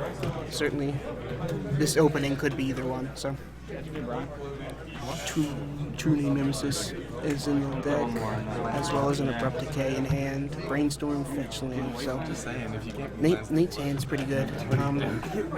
True Name Nemesis is definitely a very difficult card for Chris to deal with, and it might be coming to play turn 2 here. So, allow the death rate. He will give his opponent 1 life. Does not even hesitate, just knows how powerful having a 3-drop on turn 2 can be against his I deck. like the sequencing here, right? He led with swords there in the event that his opponent had Right. days. He'd like the Ponder resolve, but it's not so critical. The swords he very much wants to resolve, so. He doesn't want Nate to untap and have 3 minutes. And yes, he just draws Young Pyromancer, so Nate is on Grixis, has a backup Death Ray Shaman. Yeah, I like it. I like it so far. I forgot to tell Nate about that. It's alright, they're for the most part on screen, so. Oh, Nate's graveyard is off, but. And here comes a counterbalance, which. Nate has the decay in hand for, and it's just naked, so it's not so bad. Yeah, we just let it happen. You're not too hurt. Therapy. So we don't have a land here. Pyromancer Therapy, though, eventually. So do we Decay, Ponder? Decay Ponder seems strong, or maybe, yeah, definitely don't Brainstorm in the dark. You could try to yellow run out the Pyro. I wouldn't do that. Yeah. Do it. Yeah, here we go. I mean, this is not worth it. Just don't give your opponent any value. Then now. Anything else? Does he follow it with Ponder? I think we Ponder. Yeah, get involved. You hit a waste. Oh, Brainstorm in response. He smells it. Oh, and now the Miracles player is going to stifle. Game 1 was not my fault. Yeah, game 1 on multiple. So the Miracles player is just fetching here to play around stifle. In game He 1, I knows feel that where he really shined against me. that is a possibility in Nate's 75, and he wants to ensure that he hits his lands. So not giving him any window. He was tapped out besides the fetch. When he has the fetch activation on the stack, his opponent has no mana, so safe to fetch there. And that's a much more reasonable way. Nate's leading off with Ponder. Hopefully finds a probe so he can just Pyromancer into probe therapy just to savage his opponent. Waste in a blue land, right? I see Here's Wasteland. It's I mean, lands are good for him here though, because the Pyromancer he can feed get with the the cantrips in his hand, and grab the waste is white. wasting white would be fine. But he doesn't have such a huge commitment. He had a land drop. He had a land drop. There's no. Oh, dude, that would have done. He would have turned off Terminus. What I'm If he surprised about wastes is that his anything. opponent just is willing to commit a Terminus exclusively to one Death Ray Shaman. Yeah. That's just crazy to me. I mean, here we go. He's going to follow up with Pyromancer. The thing is with the Grixis Delver deck is it's just So now each he's card gonna is ponder a here. each Or does he card is a therapy? one-man Oh, no, army. he therapies. He just passes with Spell Pierce up. Yep, that makes a lot of sense. But like each card is a one-man army. Death Ray Shaman does everything under the sun. Cool spell pierce, bro. Pyromancer just is one card that is a huge threat by itself for Miracles. He does have True Name in his hand. Oh no, maybe he Brainstormed it away. But I think I thought I saw it. when Unless it was Pierce. I saw it in his opener for sure. Yeah, so it's there. This is an end of turn Brainstorm. So he's saying this so you guys know how to brainstorm correctly. Yeah. You only end step brainstorm when you know what you're doing next turn. So he knows he wants to play True Name Nemesis. Therapy. Wow. I guess he's making sure. He probably names Force well here. And the Miracles player's hand is strong, but True Name is going to come to town. I think he names Force it. But he's got like Brainstorm, Counterspell, I don't know, because Because look, he wants to go True Name, right? So he goes this, Right. fetch, True Name. Yeah, he wanted to make sure, so he names Force there.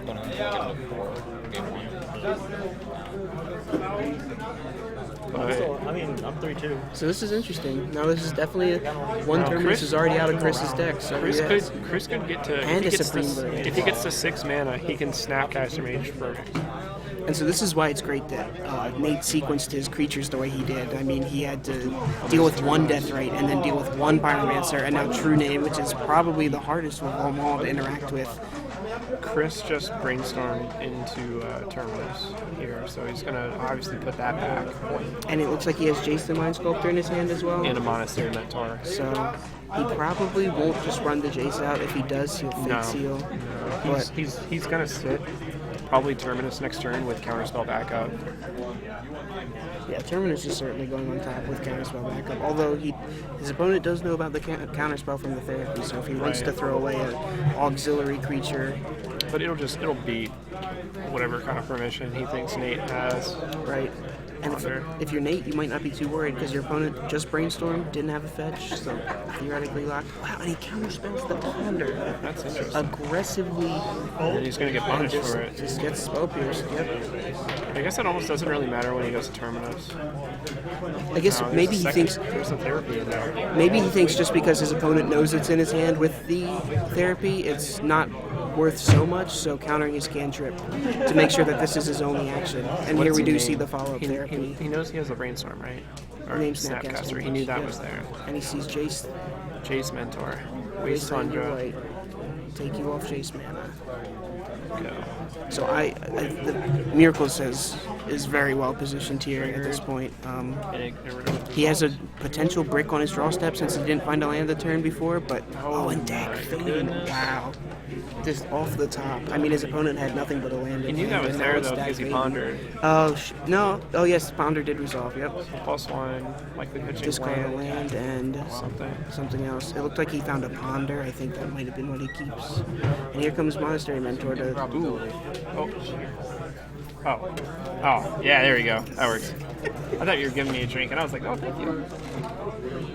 Dak ticks up, trying to find an answer to this Mentor. Pyroblast, Brainstorm, Land, some other card, but nothing. None of those are the bolt he needs. He probably, I'd be surprised if he had the full 4 bolts, if not any of them left after the board. So, he does find the bolt. Okay, ooh, wow, that's really bad for Chris. Yep. Staring at a if deck he hits land, Jace here. Oh, yep. Fetch land. Assuming this resolves, Jace is a very strong Magic card. In fact, I heard that he is better than all. He is the Pokemon master. My dad once told me to always play Jace, so. Dad was probably right. And here he comes. Will it resolve? He's got a card in hand. No days, no nothing. I don't know what card he's keeping. See you around, Frank. Are you dead? Yeah, I'm done. I'll watch you from home. Okay, sorry, man. I'm done. Me too. I don't play one Brainstorm is the mode. He has a backup. Jeez. Dad's always right. That's right. I guess so. He can get bolted or revved. I think he has. Wait. Oh, he has both. Wait. Is that Scalding Tarn in play? Well, yeah. I think the judge just got called, but he played. Yeah. I don't even know if we're going to be there. He had played the judge play Landis turn to play the Jace. Yeah, so. that's an easy fix. Yep, probably an easy fix. Just they're just gonna get the judge to confirm it. Just a warning. Yeah, that's a warning. Don't cheat. Stay in school. Don't do drugs. So in Chris wasn't. It didn't look like there was any kind of malcontent or he was intentionally getting ahead. That's just this happens a lot when you get to board stage, you brainstorm and you're now thinking of different lines. I do this all the time and I'll lose track. And I mean, the Miracles players used to having the lands in easy hand. fix. So, yep. Just so now we're back up. Everything's good to go. Uptick the Ticks deck. up. Try to find a threat. So he's looks likely like gonna a bolt here, I think, or do you keep the bolt for Mentor? Pyroblast. Yeah. He wants the bolt. Very strong. No, this is really unfortunate because he's got Chase number 2. It's coming down. What mode does he do? I mean, that's if he does, he brainstorms, so that's a dead Chase. That's the thing with Jace, though. Well, if he Fate Seals and his opponent has Bolt... Oh, no, the Holy Lightning Bolt doesn't target the Planeswalker redirects, but... Redirects, right. The thing about the Jace is the first one almost always finds the second one. I mean, one turn is a little slim of a window, but if you have 2 turns with the Jace to brainstorm, you got that backup Jace for when they deal with the first one, and then that's the one you run away with the game. So if he could deal with this Bolt in his opponent's hand, then he'll keep the second Jace, but we'll see what happens. Play a top here would be very strong. Yep. There it is. That's good. So all right. he might lose his Jace, but he's got the top, and so he's got his lock where he wants it to be. Oh, Gain control of target artifact. wow! He just flips it. What? I'm not sure I like that. He just flips it. Yeah. Because that doesn't really, like, you're now ticking down. Bolt, Chase. I would only do that if you drew permission for the top, which he did. He drew Brainstorm. Oh, and he's got the counterbalance. Wow, his opponent. So the Miracles player here is just gonna. I think he's gonna pull ahead. Slam a gem here. Yep. Let's see what you got. Show me a move. And it's not completely dead here because Dak can actually try to steal the top to force he can't his rep this hand, now. but nope, no rep Oh, available. cool. Yeah, that's not gonna work. He's gonna have to sneak it. So, well, what might happen is Draw +1. if Chris doesn't have a 1 on top, he'll try to steal the top, he'll flip in response, and then he'll Pyroblast the counterbalance, hoping he doesn't have a 1 on top. Yeah. I think you just have to have a hope and a prayer, but 1 is the most common number. So I here don't- it I don't- goes. Oh. Here it goes. Oh. This is Right? actually really so good. you force the top flip, Spin. and then you Pyroblast the counterbalance. So I don't think any of those were 1-drops. It looked like is he ran. gonna know to put? Oh, no, there's It's no in 1-drop. treat, so even if he does get out of all this, he's got a treat to clean up the dust. Yeah, I guess he put in treat second to the top, right? Yeah, almost certainly. Draw whatever, it doesn't matter. And here you go. Here comes the flip. And then And Pyroblast. Wesley Snipes. I thought that that hand motion was, yeah, that's fine. I'm like, what is happening? But yep, counterbalance is down, but Miracles player doesn't care so much. He's got can treat the Angels. He has to show that that's top. He put it in by mistake. Yep. Takes his turn. Now he's, And it isn't Staticaster too. And very good against the Pyromancer. I could almost kill. Does the Staticaster character. target players? Yes. Okay, so he can. Does not. It only targets creatures. Oh, Okay. Okay, thank you. I thought so. but I didn't. I seldom play decks that. Wow. It's Force Flusterstorm. So this is super back and forth. This is interesting. Both players are. And we're not sure about life totals. It's been a long game, so. Yeah, life totals might not be 100% here, guys. But it looks like he only has 1 card in hand. It looks like he didn't keep Force Flusterstorm. He wanted the Death Right to apply some pressure. I guess he wants a clock. I don't think he realizes he's actually just about to die. Yep. Just like that. And here it comes. Wait, is this? And this is in his upkeep. He's draw flipping top. No, he's got to stop him. Stop. Stop. He's got to put the top back. Oh, okay. Oh, I forgot. He did it upkeep. Oh, because he's got Mentor, not Entreat. I see. Yeah. Okay, he did that upkeep. I'm Right, sorry. right, I forgot. right. He has Yep, a everything's good. Chris is a judge. Nope, everything's great. Yep. Yeah, we're fine. Okay, I actually like this. This is a little bit more conservative, right?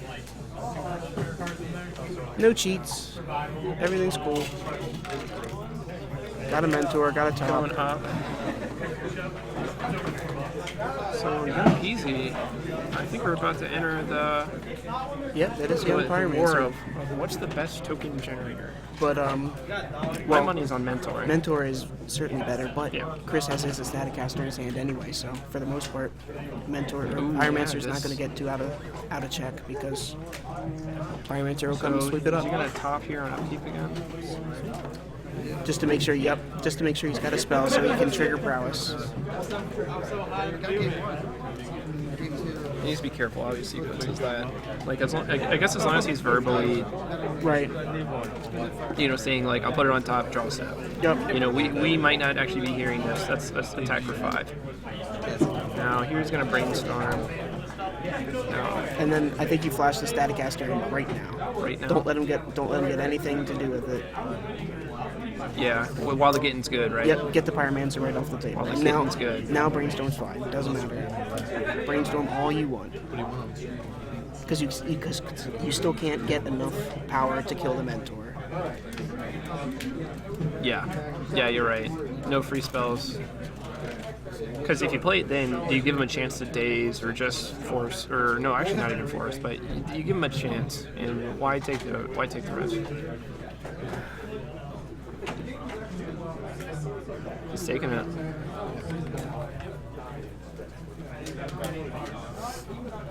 Yeah, I mean, draw another pyro, +1. Even if he does have another pyro, it's not. Yeah. Staticaster says each creature with the same name. He's got to have. So he can snipe all the tokens, can snipe the pyro. He needs like what does he need? He needs like engineer plague. Right.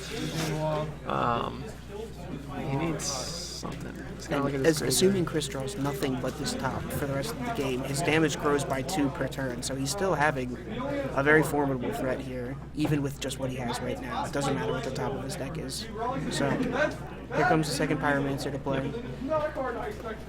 Ponder, trigger, search.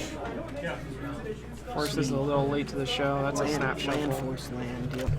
Gotta do better than that. Snap shuffles. Dak is pretty good as utility. Helps you fix your draws, discards lands in the late game, steals relevant artifacts. Yeah, I guess if you're worried about artifacts. Like, steal your opponent's equipment is pretty sick. Yeah. In Cube, I've stolen Sword of Fire and Ice. It's a little awkward how it works. Like, taking Batter Skull is kind of awkward because it stays on the creature.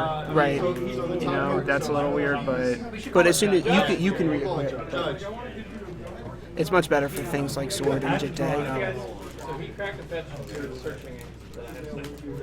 He knows he took 2 cards, but nothing on those. So we're going to take another library. Yep, okay.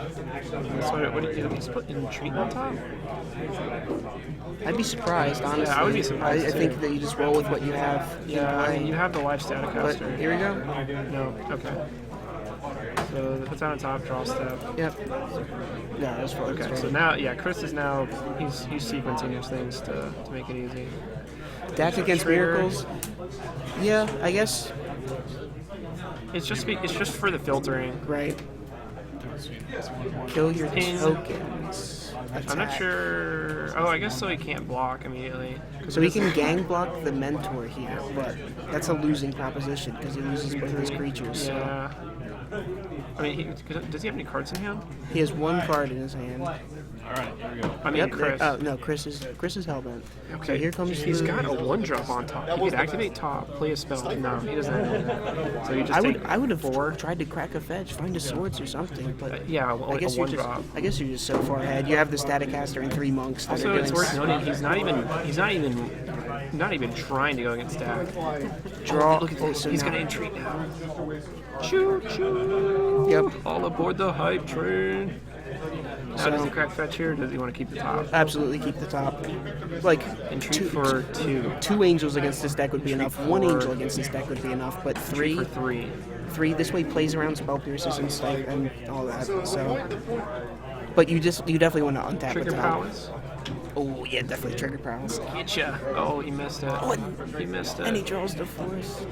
Oh, that's right, because the Monastery Mentor is dead. Yeah, it doesn't matter. But still, he's still good. Your dudes are 2/2s now. And there yeah, it that's is. gonna be it. Chris Stagno beats his opponent. 2 games to 1 with Miracles. What can men do against such reckless hate? No, I mean, No Staticaster. If Staticaster wasn't there, I think Chris probably still would have taken it. It just would have taken a little bit longer.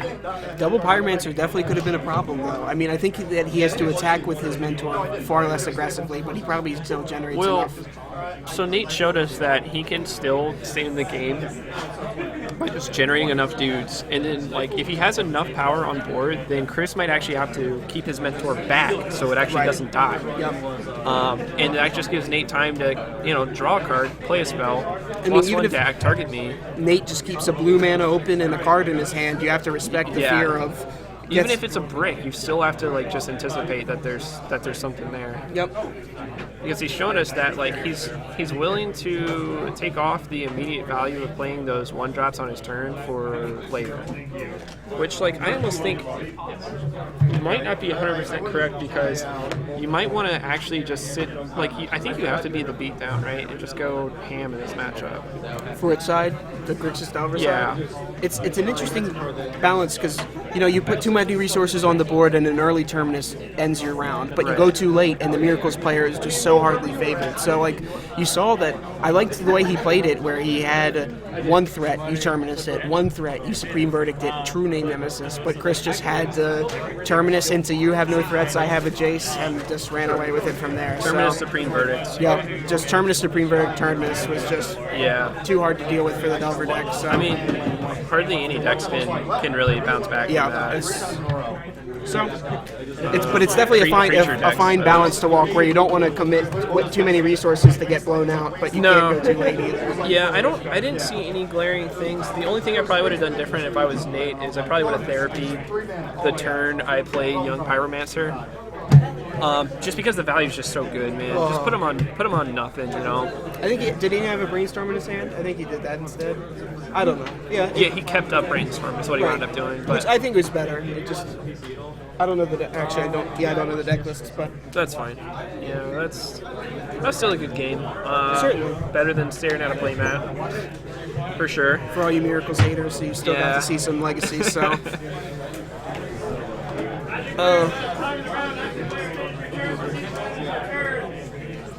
So, a lot of Miracles in the top here. Storm is doing well. I saw Reanimator in the top. How did Jarvis do this round? Death and Taxes deck, a Shardless Bug deck. I don't know how Jarvis did, but he might be featured next. He's up on the feature match area talking. So. Yeah, he's over there starting. I'll grab him if he comes back over here because I want to get that the champ, world famous, world star hip hop. Jarvis U. It's known throughout the land. It's what everyone names with a true name Nemesis. Jarvis U. Grand Prix champion.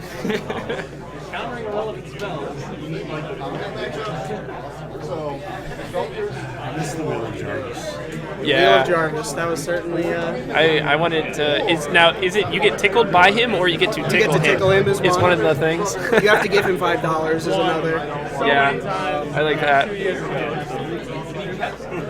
Edward Pocket Hands. I'm thinking about changing the spell in the days. I got one less land. Yeah. It was funny though. He didn't seem to mind the exchange shoes. Kind of like that.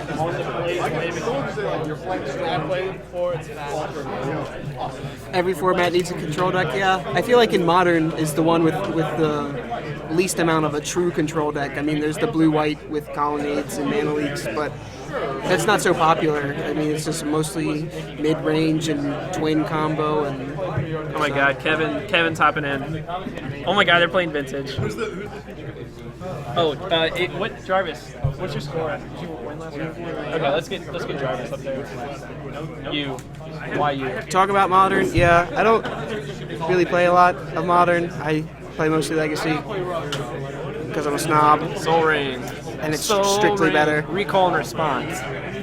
How do you get a foil Ancestral Recall? What is happening? And his opponent concedes. Ancestral Recall is just too much. Just buries him under the cards. A foil one with the new border.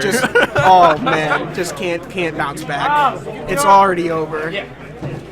The People's Cannon is just too strong. Not gonna get there. Or not strong. All right, so we are bringing you the round 6 match. We have Jarvis U, legendary Grand Prix Finals champion. So if he's legendary, can you bounce him with the Caracas? I don't think so because he's actually not a creature. Contrary to what you might think, he's an enchantment. Yeah. Oh, I gotta tell him about that. Jameson. Yeah, go on over. Who's he playing?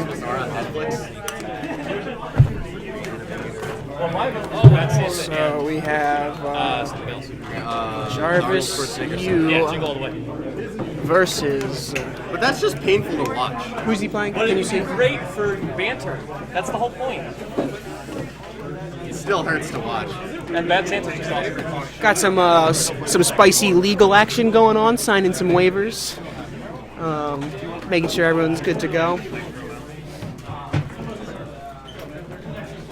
Hey, Judge.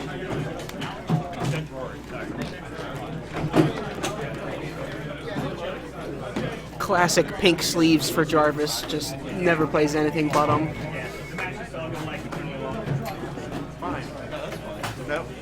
No, I was like, it wasn't like. And we'll find out what they're on for you guys real soon. Go through the deck list and see what they're working with. Oh, caps lock is already on. Yeah. Oh, yeah. So.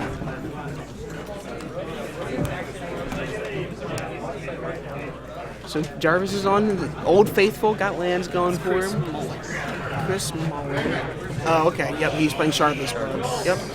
So this should be good, yeah. This should be a pretty good matchup, probably in Lance's favor. You really think it's going to be good? Jarvis is just going to slaughter. Well, it's literally going to be a murder on camera. Literally? It's going to be slightly worse than my match. All right, Magic players, the time is 4:11.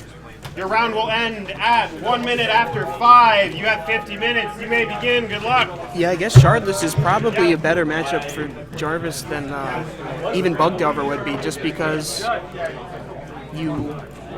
they have a lot of the overlap, but all the soft permission and the cheap early interaction that if you were playing lands you'd have to dodge around isn't there, and Punishing Fire deals with all the creatures besides Goyf just the same. It doesn't matter how many cards you draw from Visions if you can't cast them or they're not relevant. So, yep.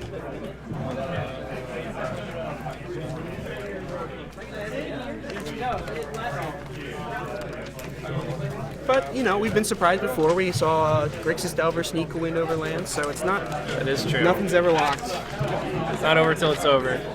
So my question is if Jarvis is on the same list. I would be very... I mean, there's a couple flex spots, but for the most part, the red-green version just stays the same. Maybe swap this land here from the board to the main, swap Punishing Fire versus Molten Vortex main board split. Might be different, but... So I think both these players are X and 1 right now. I know for a fact that Chris Muller has a draw because he drew against me. Oh, wow. So okay. There's that. But he's probably X11 to Jarvis's X1. Or maybe X01. That's true. That could be. And you got the pair now. So Jarvis is going to open with Mox Diamond, Pitching, Maze, Wasteland. Pass. Not a lot of action. Muller's going to fetch Verdant. He's getting Underground Sea. And we'll probably see Deathrite Shaman or Swamp. Yeah, wants to play around the Wasteland that's right. Yeah, on the that's table. in his face. Yep. Correct. Like the Thoughtseize here, Deathrite Shaman. Yeah, that's good. Punishing Fire. Wow, Jarvis just having with the everything, reads. yep. That would be one of the ways that he could claw back in there if Jarvis is going on the lone plan and Deathrite Shaman eats it. But so Jarvis is going to put her commentating skills to the test because he is notoriously fast with this deck. Like, you gotta go fast, Sonic, with this guy. So he's gonna get you. Kill the animals. Yeah, kill the animals. I'm pretty sure Jarvis kills animals. That happened end of turn 1, yeah. Jarvis, I think, does. And Mana Bond I comes guess to play. he saw that coming. Trigger. And it looks like Dark Depths Tabernacle, so... Two lands that don't tap for mana. They must be really bad. Turn 2 here, but already looking pretty bad for Shardless. Shardless top decks the Force of Will that he wanted last turn for the fire, but... C'est la vie. Yeah, this is going to be brutal. So I know, Chris Muller actually has some shock lands in his deck, some shame lands as he called them. We were talking about it earlier. Intentional? Yeah, he just didn't have the Bayou and the extra C. But I mean, 90% of the time you're just basic. It doesn't matter at all. But yeah, he was a little embarrassed when he cascaded, saw like double force, double shock land, and then and. Professional Luxac Jarvis U is gambling, but denied. Yeah, that would have gotten life from the loan. I only assumed that it could be life from the loan, but not a lock for lands, but still certainly looking very good. But I mean, like, here's Shardless Agent coming to play. Get a Tarmogoyf for Baleful Strix cycles. Now, if you want to keep, I can't imagine he's gonna pay it unless he just wants a blocker for. For the 2020. So we wasteland the Trop here. Here it is. Why gamble for it when you can just have it? Why didn't Jarvis waste here first? He could have wasted him. So yeah, waste the Trop. Yeah, I think he should have done that first actually before loaming. Yeah, he missed a waste, but that's fine. Because he could have got it back into play off the mana bomb. Right. You can play a little loose when you're when you're a Grand Prix champion. That's how you get there. I heard is You're allowed to just, give him that. Should I just walk up to his match and give him that? Just like smack him in the back of the head. Yeah, don't tell Jarvis about his misplays. That's oh, he's getting in there. ever for the record, not just during their match. Just don't tell Jarvis. Yeah, I need to give this to Jarvis right now.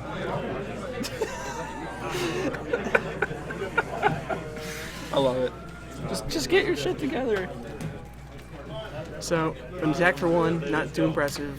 No follow-up land, but an Ancestral slowly taking down. But now that Jarvis has the Loam engine, we should find stage real quick and close the game out. There's Thicket to make the matter even worse. I mean, just... It is a little bit of a wombo combo in terms of a draw engine. Well, with the... I mean, you just always make it so the Thicket's in the yard at the end of turn, so you never mana bond it into play. Oh, that makes sense. If that's what you were... Oh, wow, he tapped. What the hell is that? Okay. So he actually... he can dredge the loam, but not recast it, so... Unless he moves the Riftstone portal. True.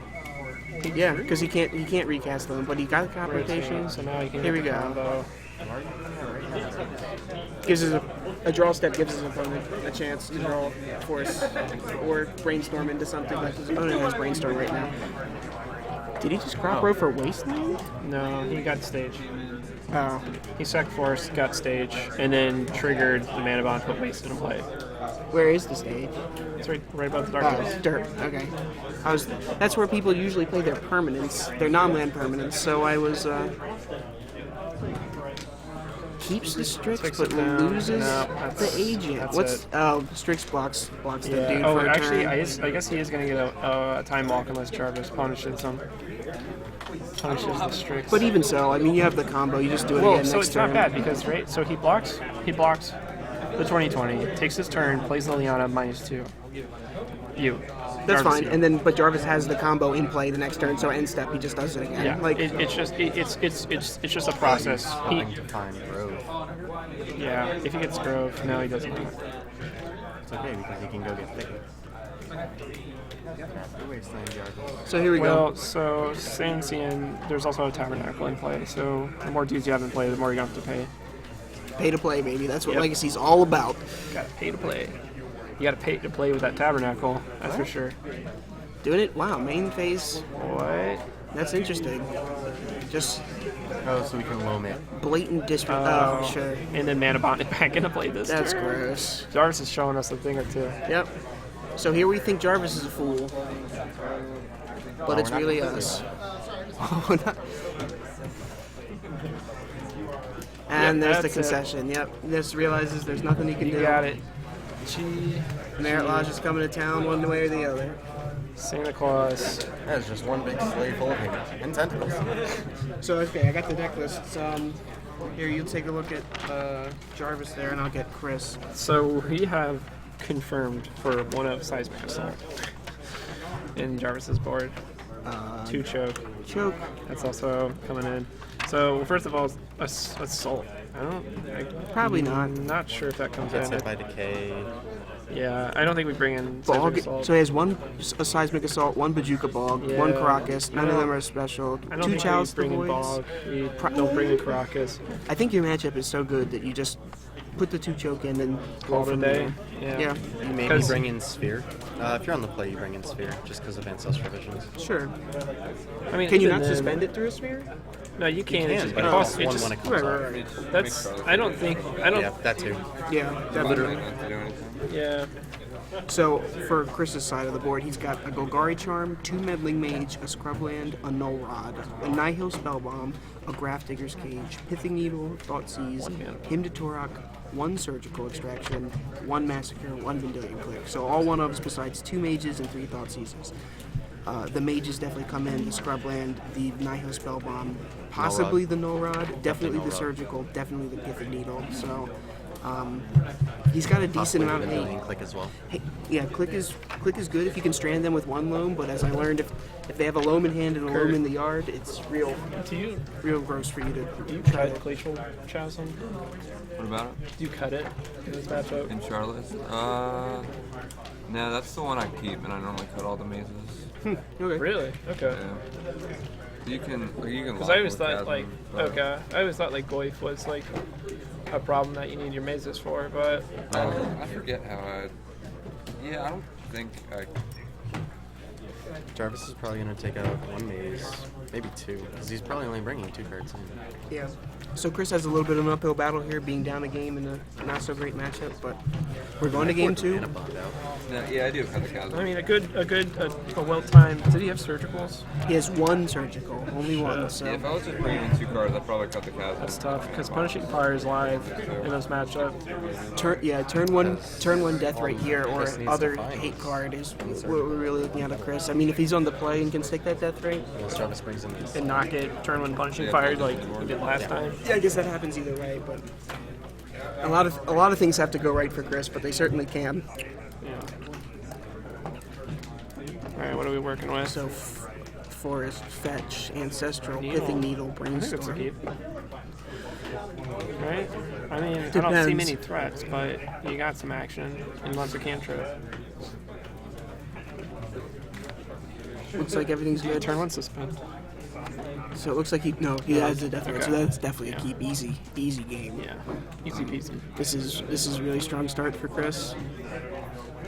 Looks like he has death rate into Goif, so and then Needle is incredibly good. Yeah.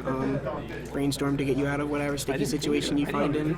So does Jarvis even have an out for Needle? Did he bring in cursing groups? Maybe not. Well, we're about to find out. There's an argument for grip, but That we could potentially have a blowout then. So Diamond discard port, play another port. Port you on upkeep. Is that actually no? Wow, that is port you on upkeep. I mean, right? All right, and so Got here we nothing else go. to do, why not? We can slam a jam a Goif if we eat his land. Is that what we want to be doing? I think so. Get the threat in play as soon as possible. Get the ball rolling. It Then you doesn't can die to take your punishing time. fire, right? Because it'll get 2 damage assigned to it, and then it'll But then- become a 2/3. Yep, it will go to the graveyard Oh. with an instant. Oh, but if he bounces it with Grove. If he buys it back, that Oh is my that is God. the only way to If he punish has the Grove 2/3 punishing board. fire, you could kill Tarmogoyf. This So here we go. is Yep, gonna get be your land. interesting. And he's going for the knee No. Oh. with Brainstorm in the back. Did I miss see the Tarmogoyf? No, it's still there. Suspend. And suspend. Okay, so Okay. he's committing. probably need port Mhm. right now. Can you go confirm? Thanks. So yeah, it will be interesting to see what he named. Yeah, he could be really conservative and name. He did name see, Stage, I so- actually I think I prefer that. Like, Yep. You want to tap my 1 land down? Sure, I have Deathrite Shaman. So now, I mean, Jarvis isn't just dead here. There's the lock you out slowly but surely, remove counters 3 at a time. That's still a very real possibility. And also just punishing fire you out through the lock. Okay, But so he gambled for punishing fire. if he doesn't have the Crossing Grip in his He deck, played he's the definitely land. got it. He played the land before he played gamble. Maybe he needed the red mana. Yeah, he probably needed that specific red mana. He might have more lands in his hand, Yeah. but then he Okay, gets I'm sure he's fine with that. taps. So this is No, actually, I don't know if that's good or bad. Oh yeah, punish. a little bit of bad news bears for. No, that's fine because you're getting Deathrite off the board. So No, yeah, it's good for Jarvis. A little bit bad for Chris. yeah. But Remembers this trigger. hopefully he Drop goes the draw. Brainstorm Fetch into Goif maybe, or just Yeah, I like that. yeah. So here's what we're Do gonna some see. things. We found another death rate, so that's So actually we have really instant- potent. We have instant land sorcery creature That's, now when Goif comes down. so do you just double death rate? Put back a land and a Goif for a land and a decay and double death rate? I almost like decaying the diamond. Yes, he does have it. He's had it. So his hand is Goif, double death rate, land, decay. So he is Yep, he's keeping the non-fetch land so he can follow up next turn, so he can keep the decay on top. Oh, he can't actually. Oh, he can't cast the decay yet.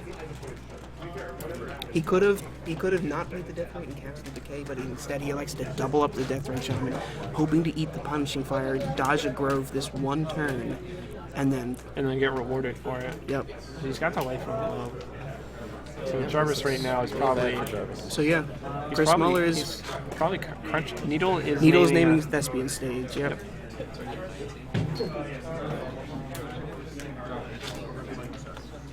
Yeah, so Jarvis has got to do some number crunching to see what his odds are. Dodges the Grove, Ancestral ticks down. Taps the Trop. Tap a Trop, that's fine by me. He elected to tap it rather than to try to waste it.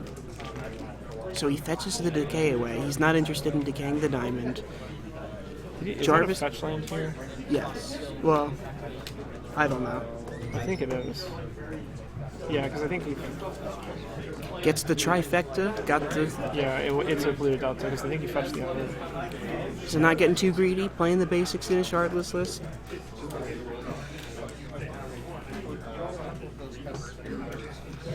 So if it were me, yeah, I would activate the Death Rate on that Punishing Fire right now. Just get that out of the way with. Play the rest of the game without it. And then here we go. Goif Bash for 1. Yes. Or maybe not. Maybe just keep the Death Rate up to eat the lands. That's. I mean, why not just eat it right now? Oh, I guess it doesn't matter. Yeah, if he loams a Grove there, or like loams a relevant piece, you want to save it for that, rather than just hit some odd fetch or whatever he's got in his yard. I don't know. Slay the draw. No, he had that. Oh, those are okay. Yeah. This is tough. So here we go. There's the depths coming to play. Is he gonna? The needle's still out there, so he's either gonna have to start paying 3 a lot, or find an answer for that needle. Right, which is no. Yep, Goif is a 4/5 as indicated by that die. Sorcery, instant, land creature. Yep. Port on the upkeep, getting the black, I would assume. But nope, gets the Trop on the upkeep. Doesn't want to.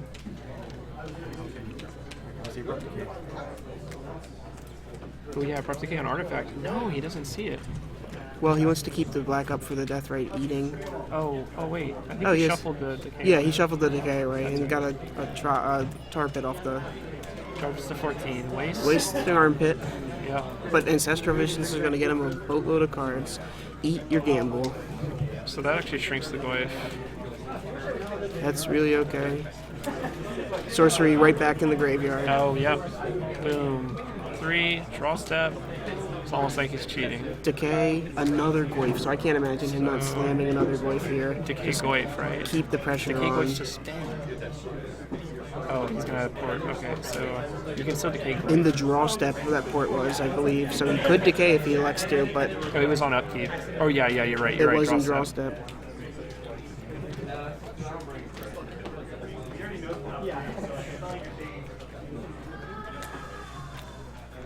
So Chris here looking pretty commanding, trying to take back. Oh, he said Goif go. Wait, what? Why? The hell did he not? He must have forgot to attack with his. No, one of them's tapped. Oh, that's right. Yeah, so he attacked with the one that was. He could. He's still elected to not abrupt decay. The diamond. I just don't think it matters. I don't think there is it's anything. An extra point. I mean, so I guess Molten Vortex. If he had done it before, play, Jarvis would be at 6, which means. But he's dead to death, right? But he's dead to double Goif, like. Yeah, Jarvis. Yeah. So Chris Muller gets it, evens up the score, gets back 1-1. Jarvis will be on the play for Game 3. Yep. And Jarvis got to be feeling a little nervous at least right now. I mean. Well, so I don't think Jarvis was expecting the needle. Is what happened. Yeah, he definitely will change his sideboard up. At least one group will come in. Probably not the full 4 because you don't. No, I can't imagine bringing 4. But maybe 2, deal. maybe 3. Because that's got to be sitting on Jarvis's seat. There's probably. And wow, we see feigning through the graveyards. Chris Muller does not bring in the meddling mages or the scrubland. I guess it's the one white source is too much of a liability, but he's got the death rate, so it's an interesting choice. I think you have to bring it. Just name punish. Well. So you name Punishing Fire. You name Loam, you name Fire, you name Yeah, I guess Fire's the first name. Right. And thanks for the follow, by the way. Yeah, I think he didn't bring him in still. Nope. He likes his configuration. I mean, it is. You can cascade into them, but they're not so castable in the deck. The splash hurts. So. Oh, right.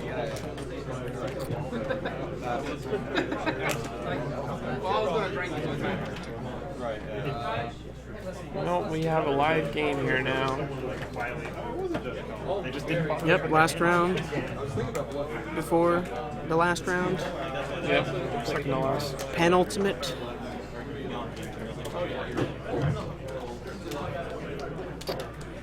I'm really interested to see what the top 8's going to be. Yeah. Is anyone locked?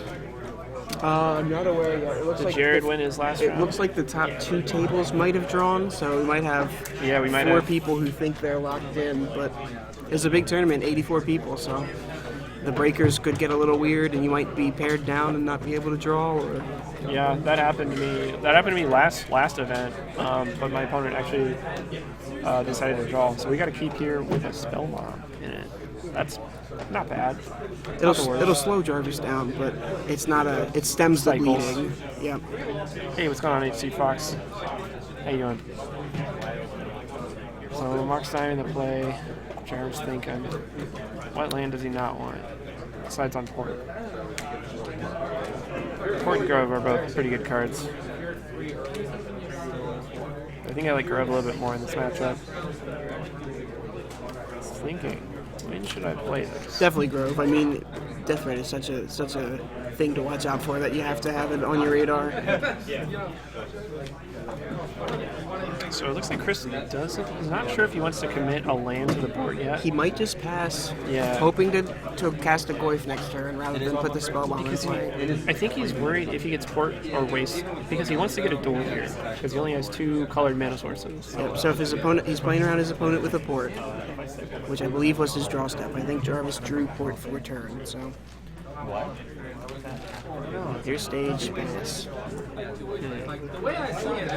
Possibly, definitely. How about probably, definitely? When in his upkeep after he pays for Tabernacle, then that's your point. Yeah. You're right. The misogynism was real. We edged Diana out. She was getting a little tilted. So. Unfortunately, we had a lot that we wanted to say. Just systematic repression, just continuing to roll its course here. No comment. So, Chris double fetching, save some time.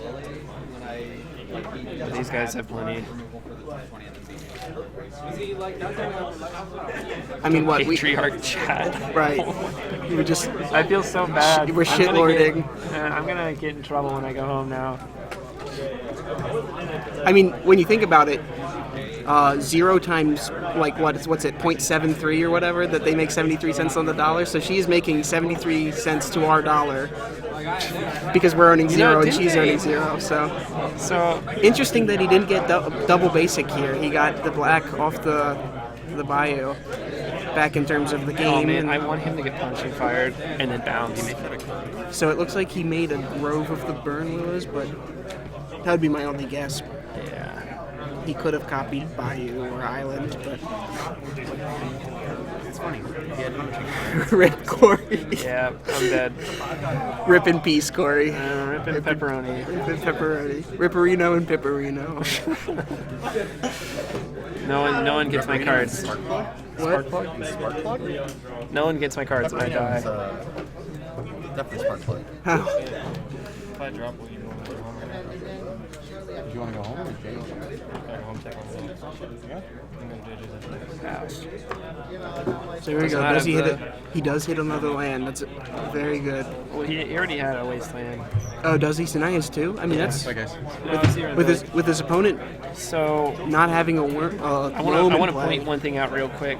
The way Chris played his lands, he drew the card and then looked at it while holding it in his hand and then just played it. So if Jarvis is sharp, and I know he is, he might pick up on that he's light on lands if he just runs a wasteland out like that. I don't know if that was intentional or not. But you can sometimes do that to make your opponent think you're light on lands. Wasteland your port. Crop rotate it in response. This is bad for Chris. Yeah. He's just gonna get the combo. So I don't see what forced the hand. I guess he ported the Bayou in response, or he probably ported the Wasteland to force the hand, so it makes him play into this trap. Yes, this is still in his end step, but this is Chris's. I think. Oh, I like how the Tarmogoyf attacked for a 1. That's so sweet. actually, if Jarvis just goes for it here on his main phase, he'll be fine. But if he lets Chris get a main phase, Chris has a second Wasteland that could potentially be problematic. Oh, Cycle. So it must have copied a green land. I wonder if he copied Bayou. If he copied Grove, then he just gave him life. We'll get life Yeah, points I think he if did. I think he did copy the Grove, but so let's see what Jarvis does. Jarvis is just going for it. He's saying, "Do it. Make you have it. You gotta have the Liliana right now. Do it. Eat it. Draw it. Blow up your land. I guess Draw he's looking it. for that Black Source. Deathwitch Shaman, not Black Source. Oh my God, he did not get it. So there are a couple That's outs. it. Brainstorm into Strix. Oh, yep, that's right. Buy some time. No, he doesn't want to do He it. boarded the Strixes out, I guess. There it is. Wow. And so Jarvis here wins in Game 3 Taking it against down. Shardless Bug. No real surprises there. Good matchup for him. So Jarvis is going in the last round X and 1. I think he can ID. Possibly ID. I guess it depends on how good his breakers are. Yep. We'll see about that. We might try to find a backup match, but maybe not. We'll see how the rest of the field's looking. But stay tuned. We'll see what we can do.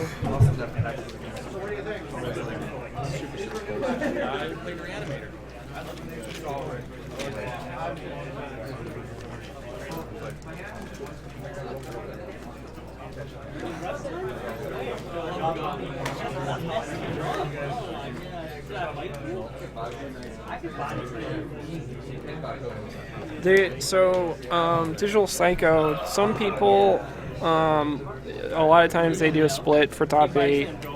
I've been in the past 2 top 8s, and we've played them out both times to top 2. Top 4. We did top 2 the first event, and then top 4 the last. So, in terms of the field right now, we got Miracle's Mirror, Miracle Storm, and Lands versus Rug Delver. So, a lot of matches that'll possibly go long, but perhaps not a lot of matches that are interesting for camera. So, the Miracles versus Storm to be interesting still. Moppeted? Moppeted? Do you 72? I'm 100% sure I butchered the F out of your name, but welcome. Alright, well, you might keep an eye on the camera. I'm going to use the rounds.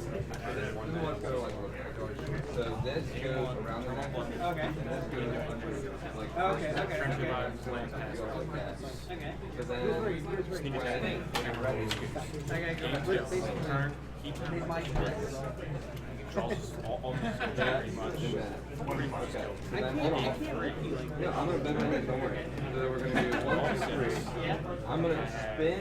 I'm gonna put my hand on the side. It's gonna work out for me. I'm gonna kill you.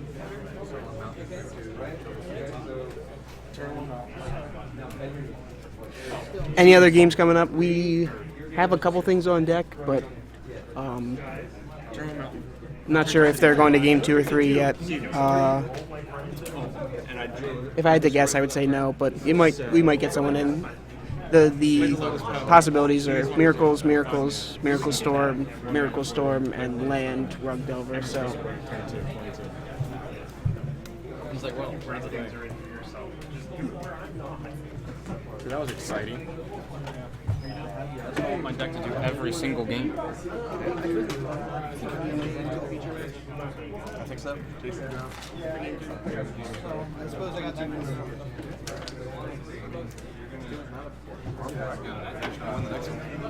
So we do have another match coming up for you guys. It'll be Dave Long on Lands versus... Oh, okay, never mind. It looks like they are electing not to be featured, so... You know what? We'll see if anyone else wants to, but probably not. Probably just wait till the next round goes, and we'll see what happens. Sorry, that was big.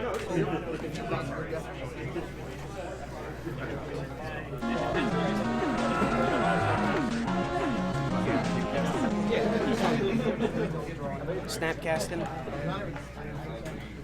Plus the death taxes again. Actually, surprisingly, there's not been a lot of aggro loam. Most people, if they were playing, have reverted back to the red-green version of lands instead. It had gained popularity around here for a good while. Corey plays it a bunch, but let's stream some Cube. All right. In the meanwhile, yeah.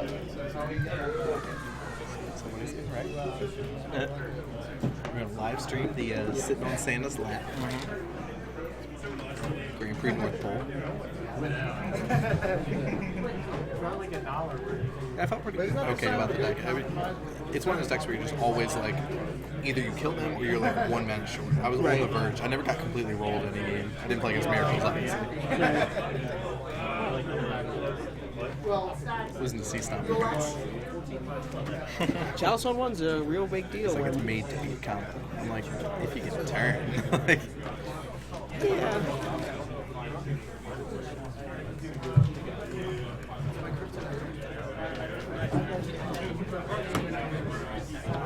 We need more big legacy tournaments like this.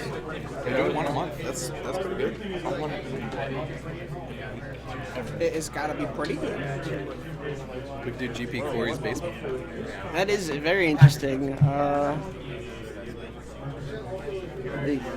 Did something get... The sun's going down. Oh, he probably has that installed. Where's Corey? Both the people who were playing Vintage are still in their matches, so we don't have any Vintage for you at the moment.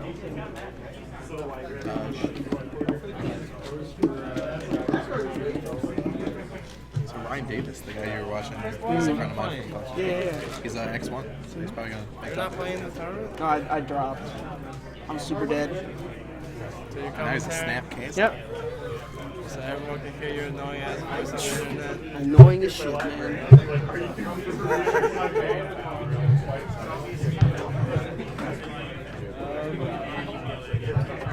I guess I should keep my my language family friendly. So yeah, we got some cue change. Oh yeah, I forgot about that. I think you should just do it from here because I can't control the computer. Scroblins. No one in their right mind plays Scroblins anymore. So I couldn't find it. high roll for duels and make them do it on stream. We could play like Flip It or Rip It with my Miracles deck. I'm feeling pretty salty about it today. I'm sure a lot of people would be happy if there were one less Miracles player in the world. Well, you know. I played Aggro Goblins today. It was pretty good. Aggro Goblins? Yeah, he like put 12 goblins to play on turn 1 every game and then see how it goes. How are you doing? It's pretty aggressive. X3. Lost twice to death. I don't know. How are you? X3. X3. I'm still playing. Yeah. My Why friend not? who's playing the Omni Show deck, who you had on stream earlier, he's live for top of it. So. I like his list. That's exactly what I used to run back in the day. I gotta fix the camera. So. Yeah. High roll for duels. Goblins was undefeated at round 8 of Eternal Weekend. Sometimes the stars align. Yeah, Kevin King played against it in like the second to last round. It was what's that guy's name? Sort of a local player. The only Goblins player I ever knew was Max Teets. Way long ago. But he put it down for Stoneblade because he realized He wanted to win games. a Deathrite Shaman kind of makes it hard. Yeah, no, he was playing like classic ass Goblins. Ask Kevin who it was. He's like a well-known player around here. Most Legacy players are controlled by the internet in the fact that we all play the same decks, but the powerful decks are there for a reason. I mean, there's not a lot of room to brew. Just so happens that the internet is right about what decks are good. I mean, the internet is useful in the fact that it amasses everything, and the cream rises to the top. So in the hyper-competitive format that this is, where all the cards need to be incredibly strong to compete, the lists are pretty tuned and locked in. We need to get robbed in this stream. But I mean, even with the amount of net decks out there, there's still a huge diversity. I mean, like in all the archetypes, you have. I mean, just the tier 1 meta is 12 decks, and then the tier 1.5 meta is another 12 easy on top of that. I mean, just between Miracle, Stoneblade, Aggro Loam, Lands, Sneak Attack, Elves, Storm, all the Delver variants. There's just, I mean, even with the locked into playing certain decks, it's still a ton of different choices. Sea Stompy apparently is something you can play. You did miss the Jarvis U match. He was playing against Shardless Bug. Game 2 was interesting. Game 1 and 3, not so much. Just the classic lands game of fire your death rate, port your stuff, put this 2020 into play, you're dead. So. Judge, how much time's left in the round? 4, 10, 15 minutes. Okay.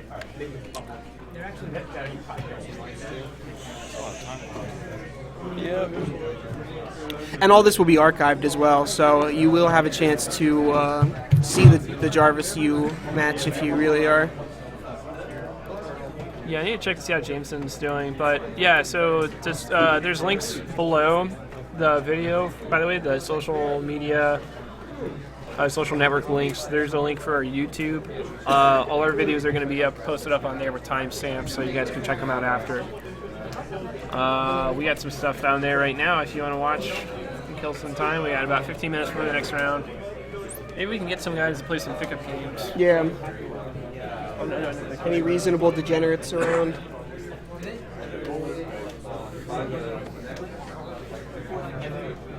Oh, put Jarvis E back on. give the people what they want.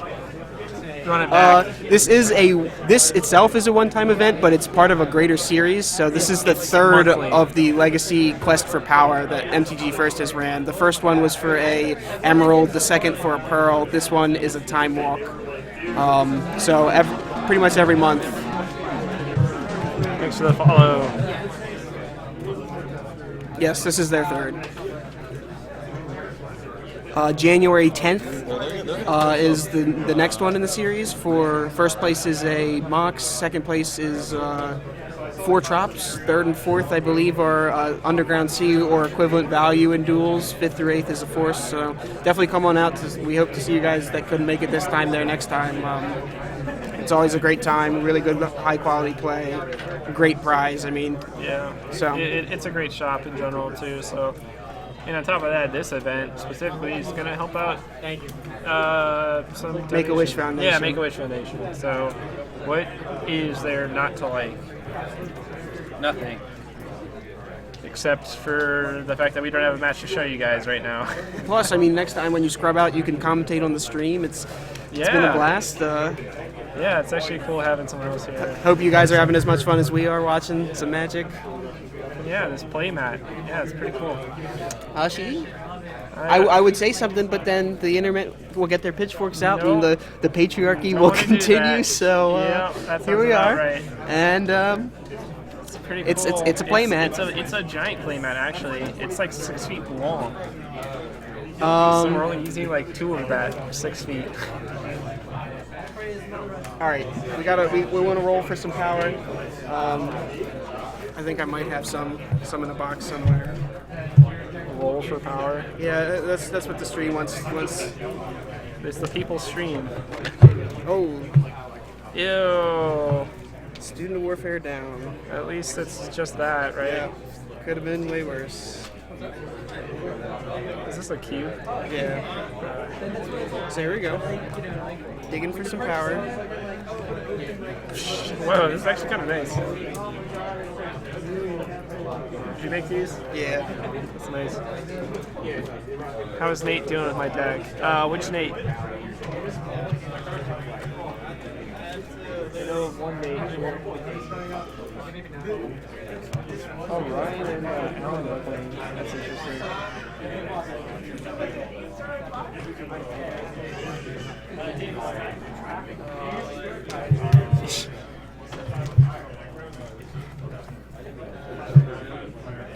Oh, this is hilarious. The Fring thing wants you for commentating privileges.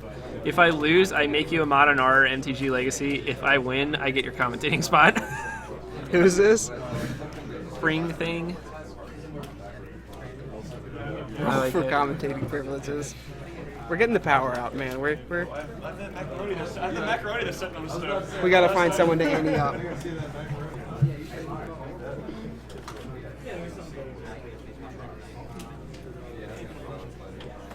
Alright, we got the Lotus. There we go. That should be good enough. The old M13 Lotus. It's pretty rare that a lot of people... custom altered. Alright, I gotta get some dice. I gotta find someone to roll me for power. Well, you guys wanted it. You're gonna get it. We're about to roll for power.